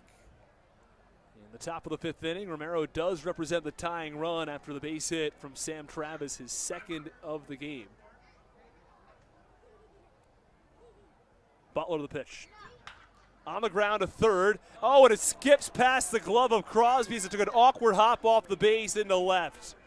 Strong throw from Crosby. He's going to hold the runner at third. It's a double from Davidson Romero. An unlucky break for Alex Crosby. He was there, but the awkward hop off the base complicated things, and there are now 2 on with 2 out here in the 5th. Carlos Castro will come to the plate. Castro is 0 for 1 today. He has walked once, at least in game 2. Back in game 1 for Carlos Castro, he was 1 for 2. He was also hit by a pitch back in the first game. Well, Blue Crabs pitching to this point, I mean, with that said, there are runners on second and third, but has been pretty good. You can only say what we've seen so far, but across 11 2/3 innings, this team's allowed only 3 earned runs, or 2 earned runs, actually. You got to be happy with that. Of course, doesn't help that there are 2 in scoring position now with 2 outs. First pitch to Castro on the ground to third, fielded by Crosby. He's going to throw across the diamond. It's not a great throw. Did he get back to the bag in time? Yes, he did. It was a bad throw to first base. It took Walker off the bag. He picked it, then stepped back onto the bag for the final out. It was a bang-bang play as to whether or not he beat Carlos Castro to the base. And the first base coach for the Long Island Ducks is not having it. Either way, that ends the top of the 5th inning. Butler escapes unscathed. We're finished with 4.5. It's the Blue Crabs 3. It is the Ducks 1 on the Hometown Real Estate Broadcast Network.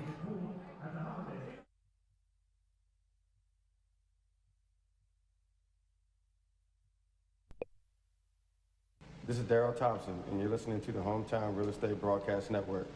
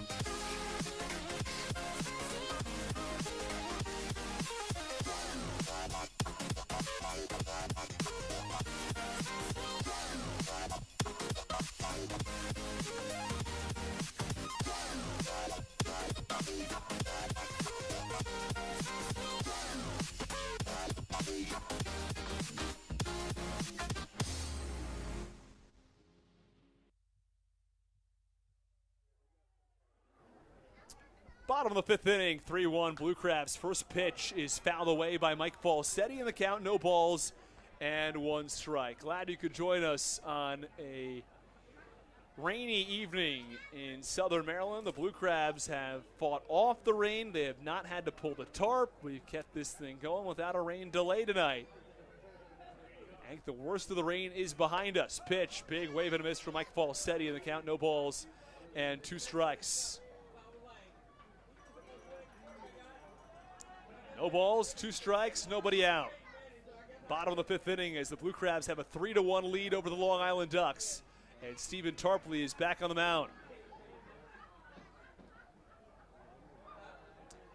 And the 0-2 pitch is low. Count 1 ball and 2 strikes. Southern Maryland Blue Crabs looking to sweep to, I beg your pardon, split the doubleheader. We're going to get to our trivia question in just one moment. Pitch low and away in the count. Oh, no, you're kidding me. That's called strike 3. Well, that didn't look particularly close. But he is called out on strikes as Mike Falsetti goes down on a pitch that was low and away. And there's 1 away.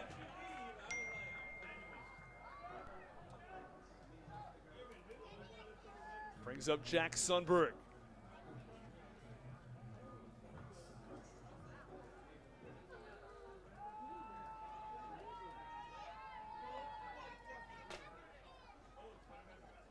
First pitch to Jack Sundberg is low in the count, 1 ball and no strikes.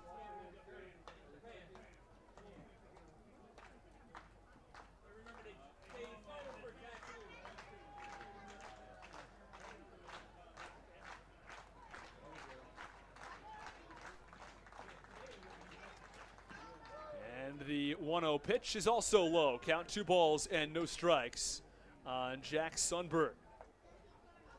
Bottom of the fifth inning.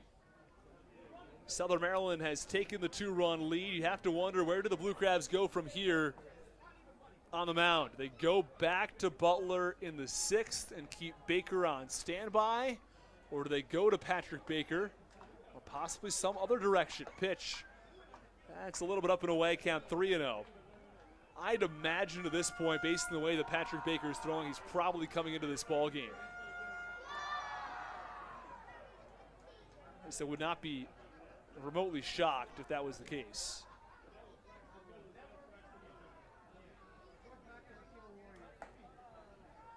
And the 3-1 pitch, a little bit away. It's ball 4.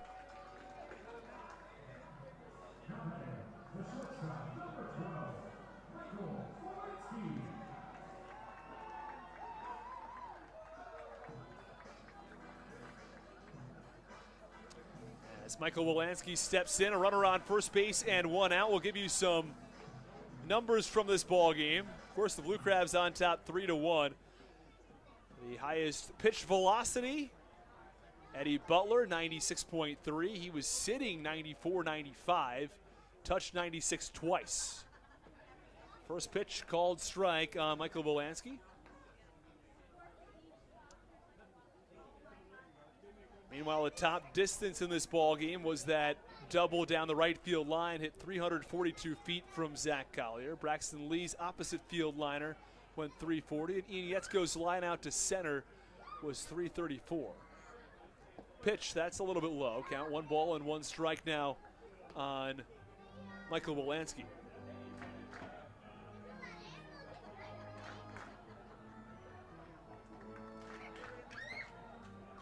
The hardest hit balls today, well, Zach Collier's line drive, Braxton Lee's line drive, Wolanski's single, and Yetzko's line out. That's for the Blue Crabs. Tossing over to first base now to check on Sundberg.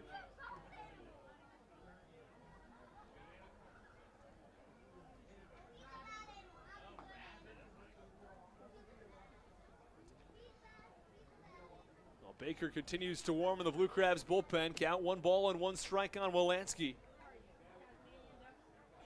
It looks to break this one wide open. 1-1 pitch on the ground, foul, third base side. A home run for Wolanski would give the Blue Crabs a major boost. Any sort of a base hit, though, with the Blue Crabs ahead 3-1, and a runner on first base. And think of this as the bottom of the 7th inning more than the bottom of the 5th.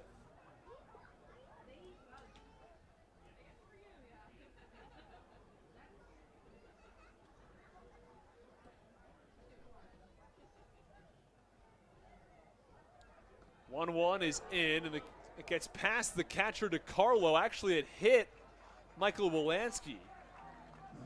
So Wolanski is aboard. He walked twice back in game 1, had a base hit his last time up, now hit by a pitch. He's 1 for 3 today. Been on base 4 times.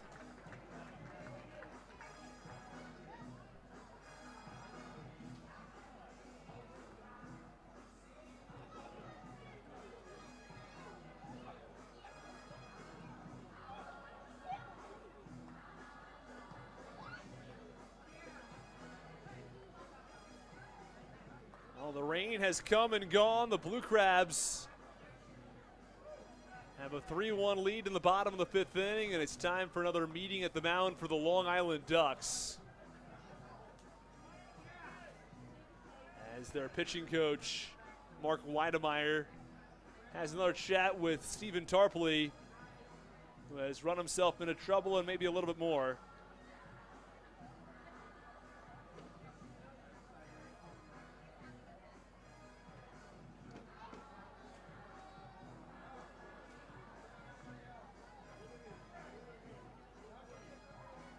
The Blue Crabs lost 2-1 in game 1. Here in game 2, they lead 3-1.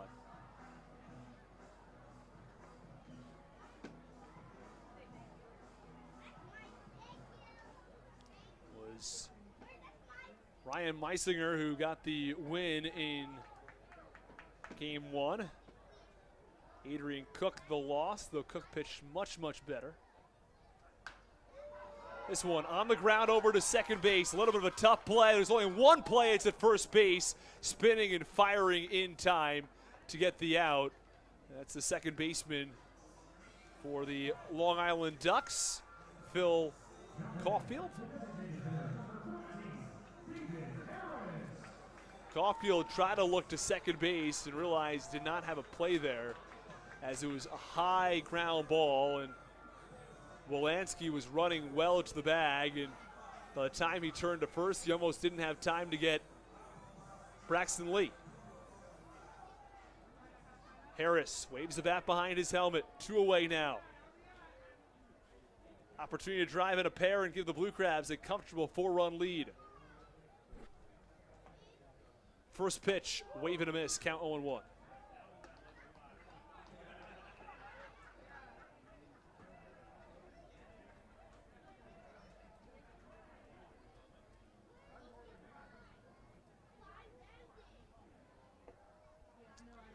Count no balls and 1 strike with 2 in scoring position in the bottom of the 5th. 3-1 Blue Crabs. Here's the pitch to Harris. Big swing and a miss. Count 0-2.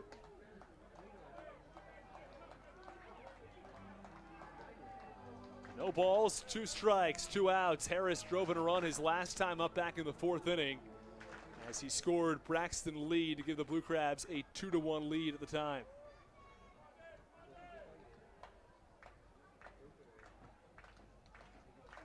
Tarpley, 0-2.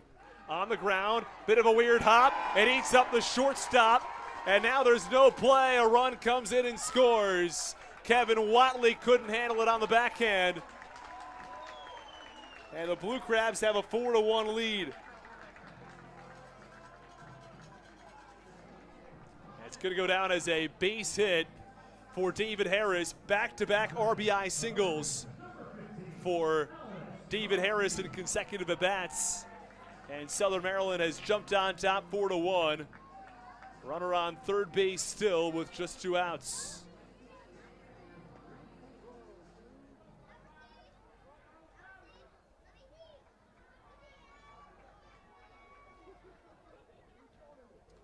First pitch now to Alex Crosby. It's a called strike, and the count 0-1.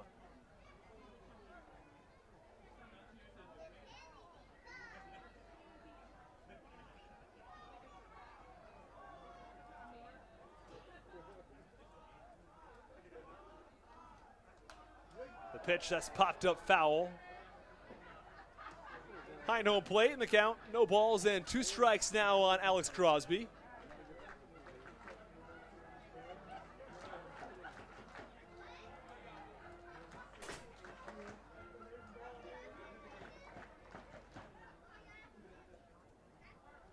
Wolanski from third, Harris from first with 2 outs in the bottom of the 5th inning. 4-1 Southern Maryland. They scored another one off of Tarpley. Pitch, high ground ball, first base side. Tarpley tried to field it. He did not field it successfully, into his glove and out of his glove. And it is Michael Wolanski who scores from third base. That might go down as a base hit. It was kind of hard for the pitcher Tarpley to field.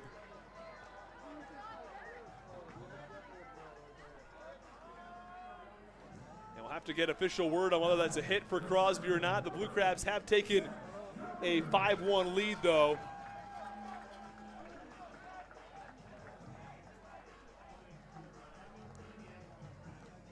It's going to go down as an error against Tarpley. He had a long way to go there. But either way, it goes down as an error against Stephen Tarpley.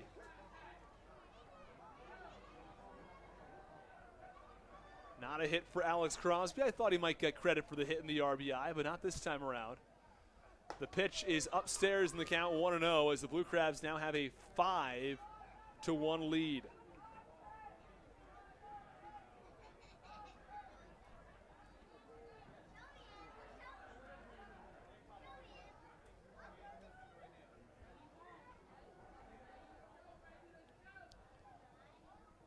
Harris from second, Crosby from first. Pitch, big swing and a miss from Collier. In the count, 1 ball and 1 strike now on the lefty.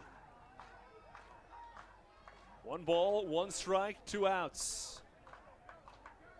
Well, he said we'd get you that trivia question. I guess it's going to have to wait till the top of the 6th. Make sure to write that in the YouTube chat for everybody and give some people some shout outs that are a little overdue here. Pitch, a little bit low. In the count, 2 balls and a strike.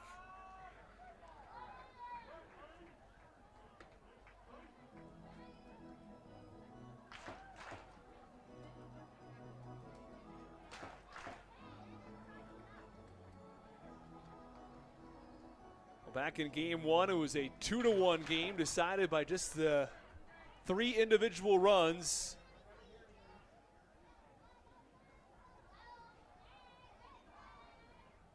It was Vladimir Frias who singled and drove in a run, Braxton Lee a sacrifice fly, and Sam Travis on a single. Pitch to Collier, a pop-up in the infield. It's the shortstop Watley who gets there and makes the catch for the final out. Well, that ends the bottom of the 5th inning. The Blue Crabs scored 2 more. They lead at 5-1 on the Hometown Real Estate Broadcast Network.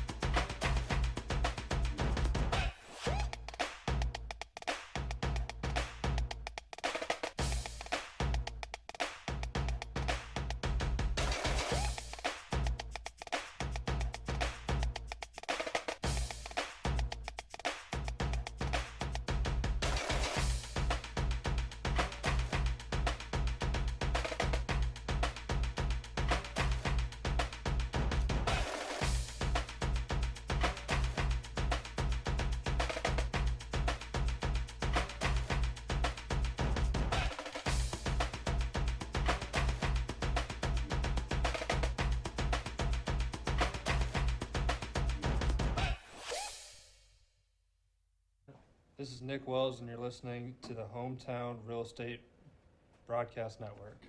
This is Ryan Haug, and you're listening to the Hometown.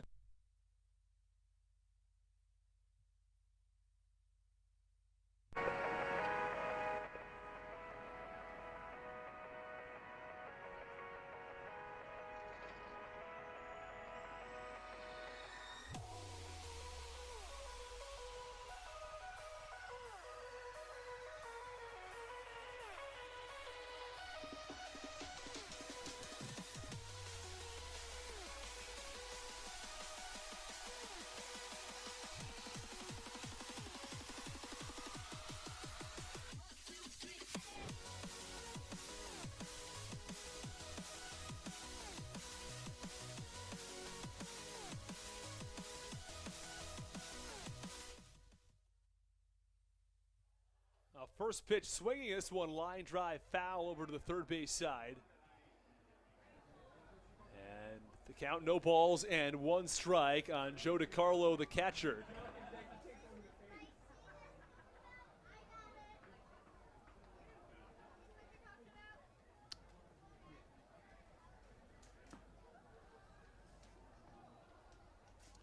And the 0-1 pitch, that's a little bit low, and the count 1 ball and 1 strike.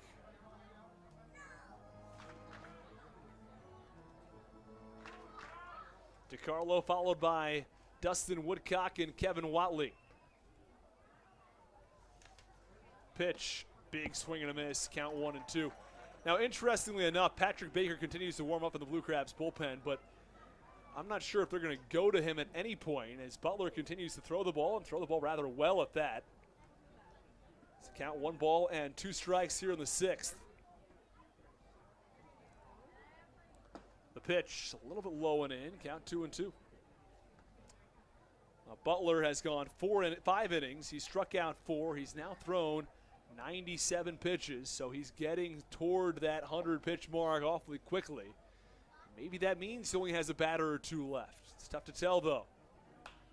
Pitch, line drive, right at the second baseman, Yetzko, who leaps and makes the catch for the first out. 1 away in the top of the 6th.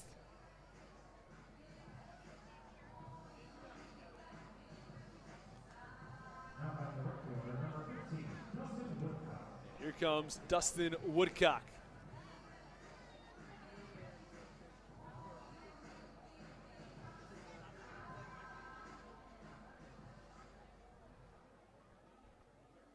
Woodcock is 0 for 1. He's also walked and stolen a base.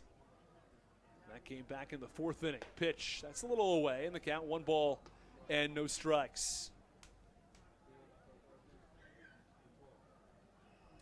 Adrian Cook had his best appearance of the season thus far, but he actually picks up his first loss. Pitch, that's inside, and the count 2 balls and no strikes.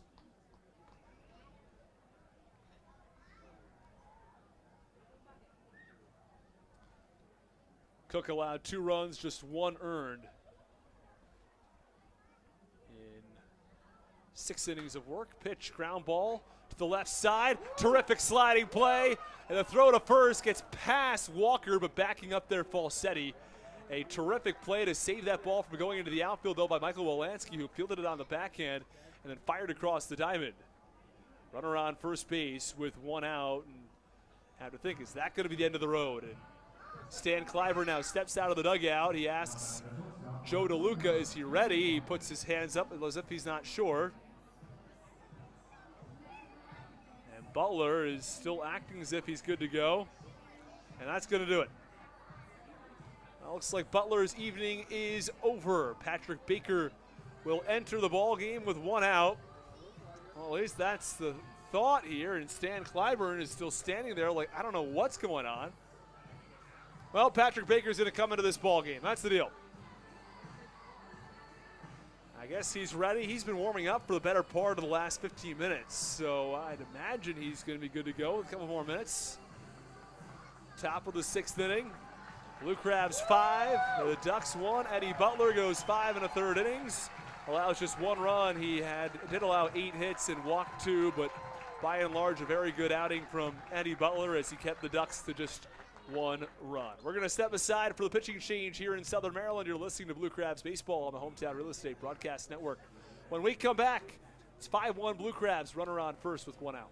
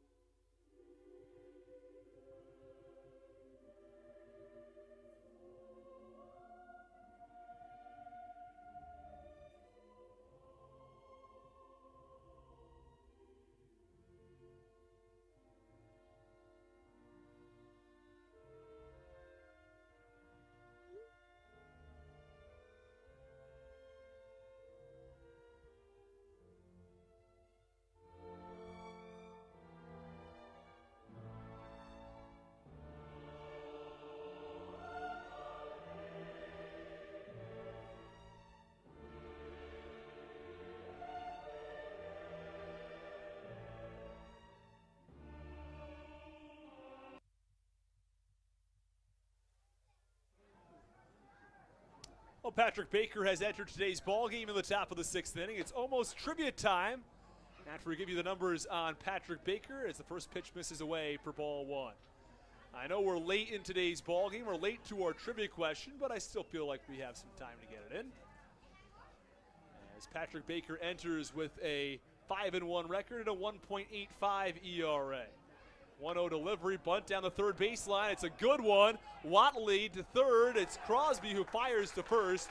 And it's in time to get Kevin Watley trying to bunt for a base hit down the third base side. It's a good bunt, but an even better job by Alex Crosby fielding his position. And there are 2 away. There is a runner in scoring position, though.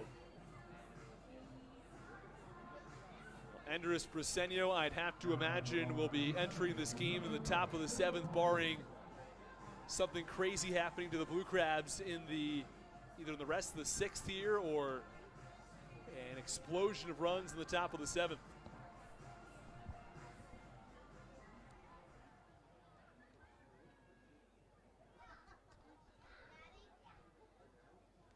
Well, there are 2 away. We apologize, our cameras were not flipping properly there as the pitch is a line drive, right field side, foul on the count 0-1.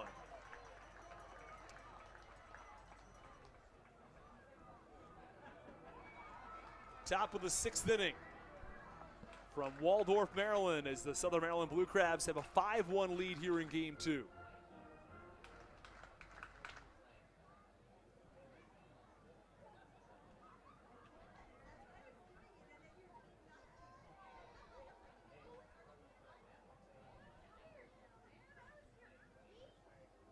The pitch, that one a little bit upstairs in the count, 1 ball and 1 strike.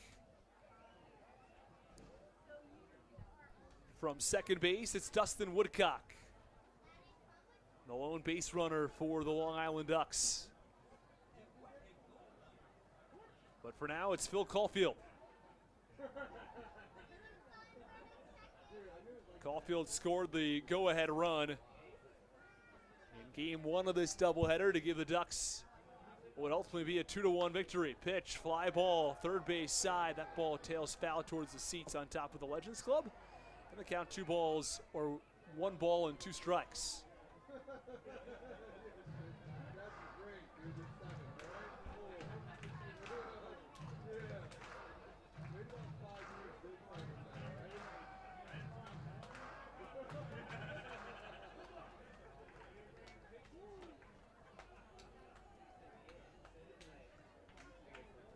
Count 1 ball and 2 strikes. Runner on second. Blue Crabs 5, the Ducks 1.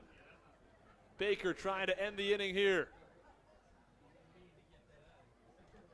1-2 pitch. It's away. Count 2-2.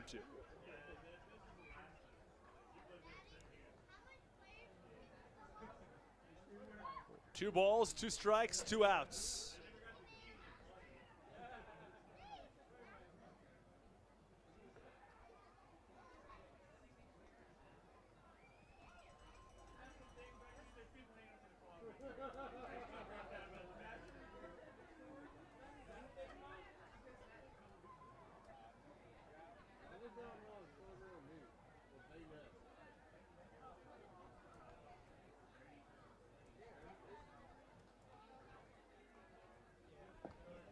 And the pitch, that's a little bit low. Count 3-2.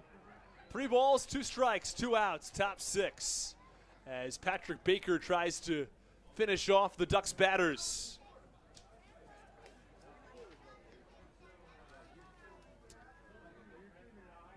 Patrick Baker last pitched on Wednesday, where he went 2 innings against the Charleston Dirty Birds, allowed 2 hits, no runs, no walks. He did strike out 1 as well. Both hits were bloop hits.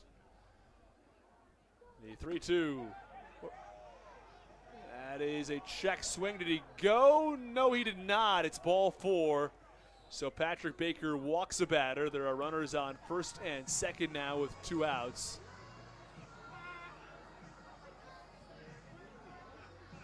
And Nate Caldwell has a couple of words with Patrick Baker. As Vladimir Frias comes to the plate. Phil Caulfield on first.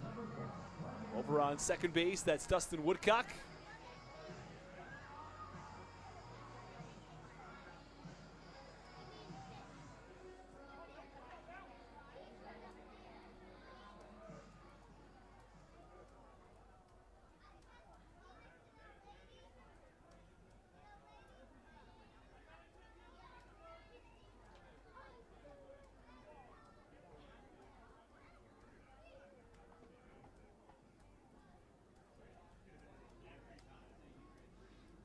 pitch, line drive, center field, right at Zach Collier, who reaches up and makes the catch for the final out.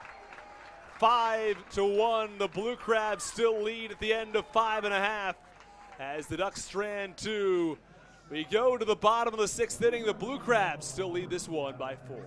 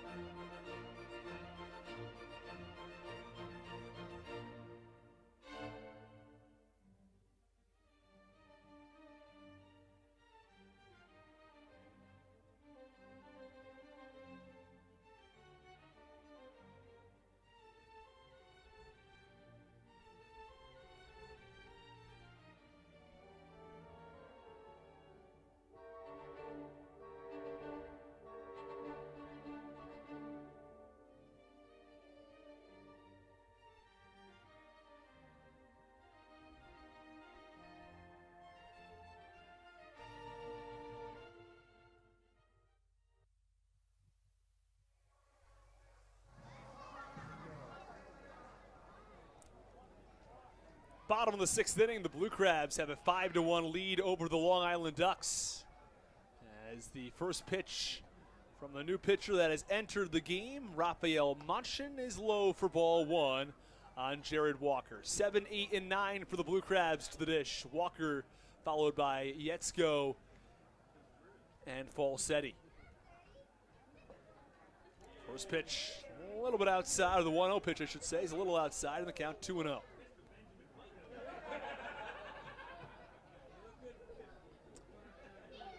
Patrick Baker escaped the 6th inning without any further damage.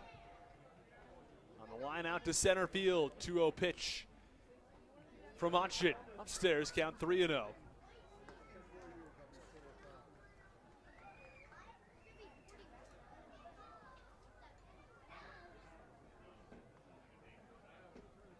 This is Manchin's first appearance of the year. 3-0 pitch, called strike, count 3 balls and 1 strike.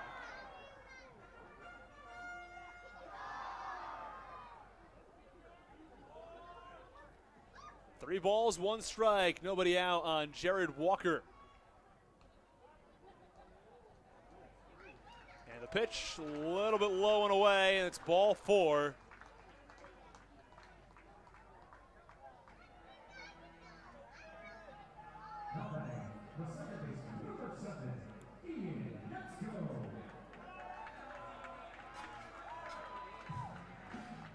Here comes Ian Yetzko, who will dig in from the right side with a runner on first base and nobody out. Rafael Munchin from this one, swinging a line drive, hard hit foul. From Riverview, Florida, the lefty. Played as high as A-ball and also played in Missoula in the Pioneer League most recently. Used to be a short season A-ball league, the Pioneer League did. It's a great league out west there.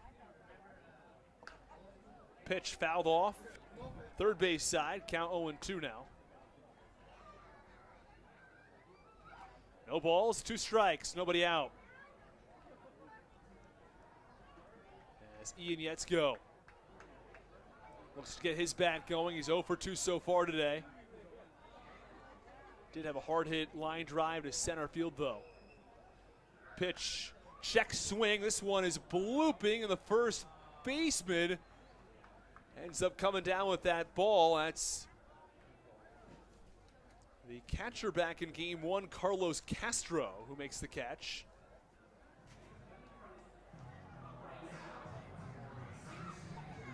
Well, there are 2 away now in the 6th on a check swing liner from Ian Yetzko as Mike Falsetti will step in.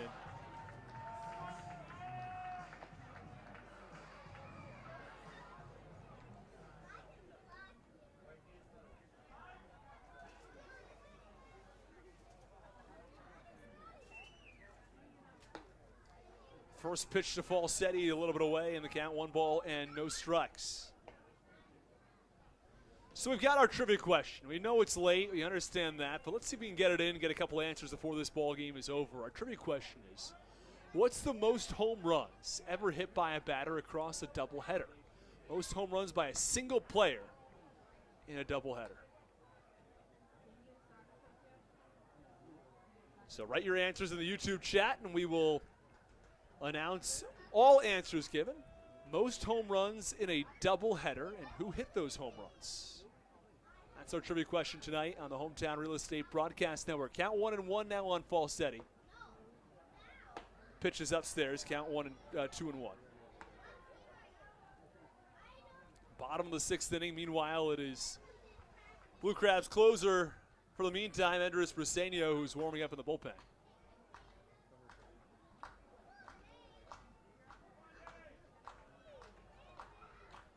Two balls and 1 strike on Falsetti. Pitch, well, looked pretty good. I guess it missed somewhere, and it's 3-1. Maybe a touch inside.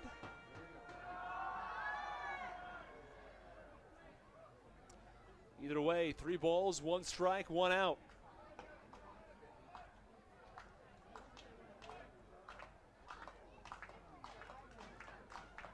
Here's the 3-1 pitch. Called strike. That one barely clipped the inside corner. The count, 3 balls and 2 strikes. Well, the Ducks got the scoring started today. RBI double from Joe DiCarlo.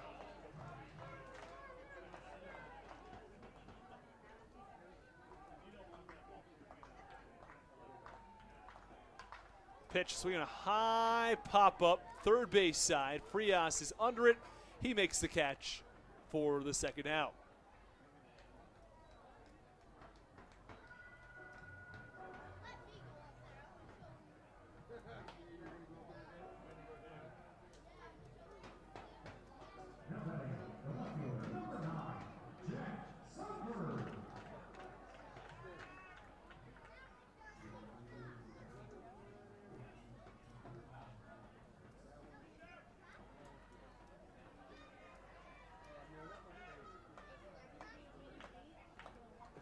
First pitch now to Sundberg, a little bit away, and the count 1 ball and no strikes. Let's go through some of the scoring plays in game 2. It was Joe DiCarlo who doubled down the left field line to give the Ducks a 1-0 lead. In the bottom of the 4th, Braxton Lee returned the favor, a double to left center that brought home Wolanski. Lee went to third on the throw David Harris then singled him in to give the Blue Crabs a 2-1 lead. As the 1-0 pitch to Sundberg in there for a called strike, count 1-1. As Briseño continues to throw, I have to imagine he is now ready.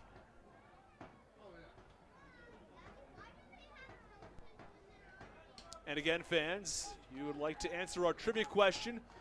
Who has the most home runs ever in a doubleheader, and how many and who hit those home runs? 1-1 pitch is away, and the count 2 balls and 1 strike.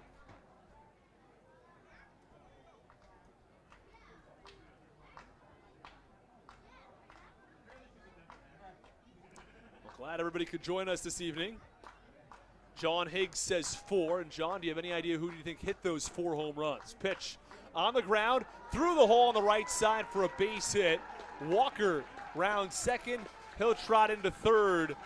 There are runners on the corners now for the Blue Crabs with 2 outs.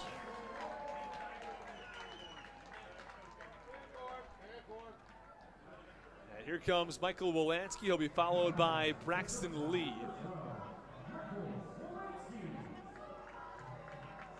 Blue Crabs 5, the Ducks 1, as Endris Briseño continues to toss in the Blue Crabs bullpen.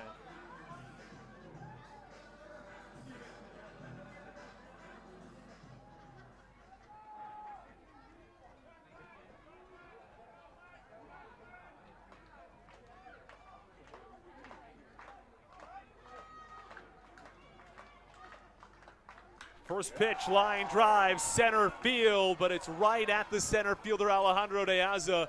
That ball well hit off the bat from Michael Wolanski, but unfortunately right at De Aza to end the bottom of the 6th inning. It's time for Endris Briseño to enter the ball game. The Blue Crabs have a 5-1 lead over the Ducks at the end of 6.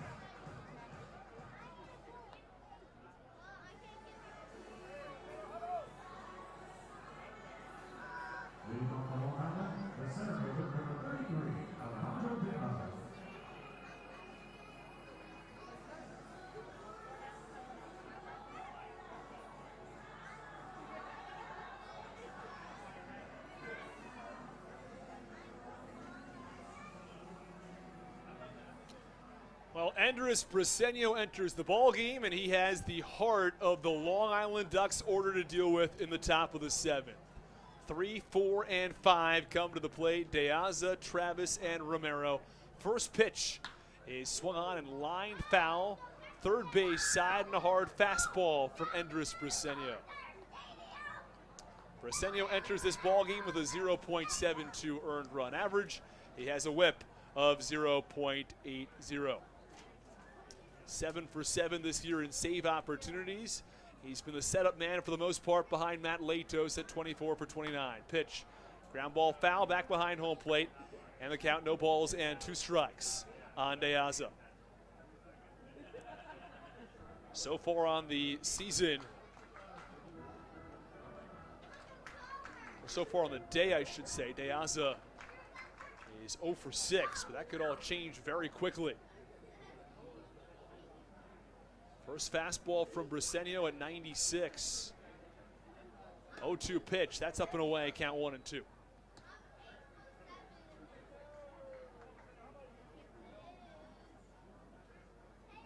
Blue Crabs lead this one 5-1 as Andres Briseño looks to shut the door on the Ducks.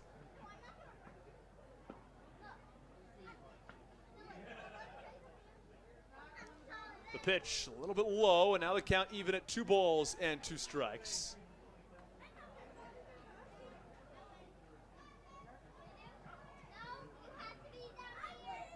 Two balls, 2 strikes, nobody out on the top of the 7th. Briseño tried to go upstairs with a 96-mile-an-hour fastball and then go back down with the sinker, but De Aza didn't bite on either one. Pitch, that's foul back, 5th pitch of the at-bat, and De Aza working a lengthy one against Briseño. That last fastball, 97.6. Got some serious heat to it.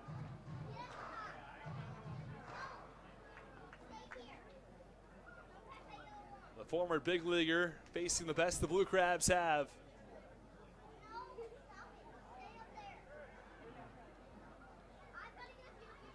Here's the pitch.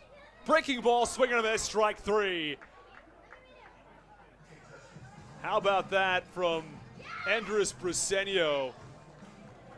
Battling back and forth with the former big leaguer, and he gets him to swing and miss at strike 3 after the 95-mile-an-hour fastball was fouled back. 1 away. Dropped the hammer on him.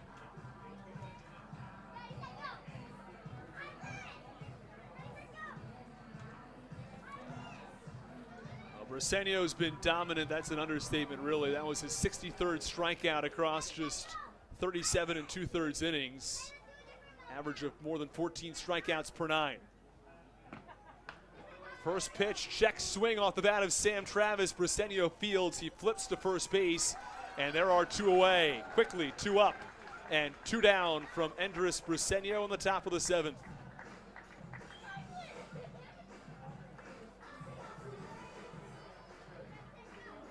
With the couple of outs, Andres Briseño's ERA from 0.72 to 0.71. And not exactly dropping all that much. Did not go down at all after De Aza's strikeout. It was not within the 100th digits. It would got to go down to the 1,000th digits. And not enough to affect it at 0.72, but that most recent out was. Briseño's thrown 7 pitches so far, recorded 2 outs as Davidson Romero, who's 2 for 3, comes to the plate. He bats 5th for the Long Island Ducks. The Blue Crabs looking to finish off the Ducks in game 2 of this doubleheader. First pitch, a little bit low, and the count 1 ball and no strikes.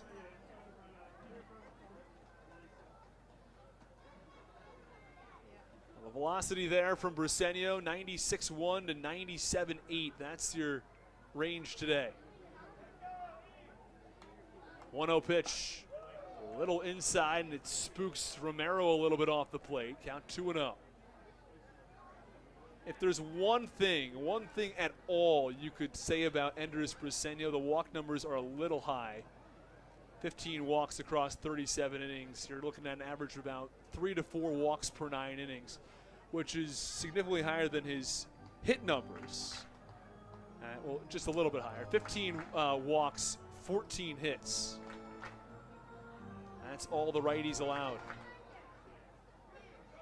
He shows time and time again, not afraid to work in on batters either, which he hopes to work Romero a little bit off the plate. Pitch, swinging a high fly ball, deep left. If it's fair, it's gone. It's fading foul.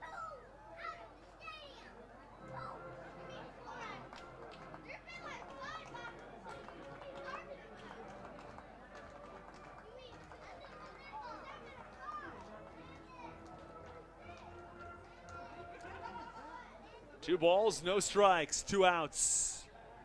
And that was a very loud first strike as that ball was nearly taken over the mini monster. And the count, 2 balls and 1 strike. Crushed that. And it was 96-mile-an-hour fastball. 2-1 pitch.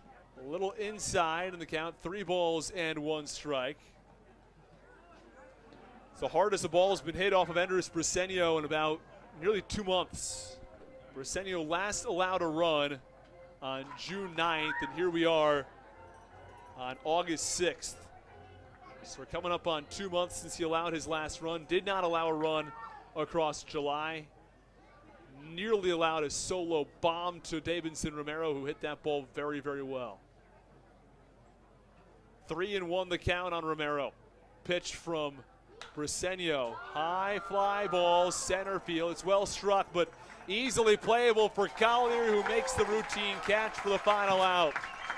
Briseño caught a little bit of a break on a long fly ball that tailed foul at the last minute. The Blue Crabs hold off the Long Island Ducks. They win this one by a score of 5-1. Looks like Briseño's not going to get the save tonight because there's a 4-run differential. And the Blue Crabs take this ball game 5-1. 8 hits for the Blue Crabs, 8 hits for the Ducks. We're going to run through the pitchers for Southern Maryland here in Game 1 and Game 2, along with what the hitters provided as well. Sundberg 1 for 3. He had a walk. He scored a run. Wolanski 1 for 3. He scored 2 runs. Lee was 1 for 3. He drove in a run. He also scored a run. Harris was 2 for 3. He drove in 2. Collier also 2 for 3, while Mike Falsetti picked up a hit. He was 1 for 3. Those were the hitters tonight for the pitching staff. Butler 5 1/3. He allowed 8 hits, 1 run. He walked 2. He struck out 4. Baker 2/3 of an innings. He walked 1, did not strike out a batter, but got out of the inning nonetheless. Briseño went an inning of work. He did not allow a run. He did strike out a batter. His ERA drops to 0.70. Well, that'll do it from us here on the Hometown Real Estate Broadcast Network. The Blue Crabs split the doubleheader. They lose Game 1 2-1. They win Game 2 5-1. Have a terrific evening, everybody. And as always, remember, let's go Blue Crabs. We'll see you tomorrow at 2 o'clock.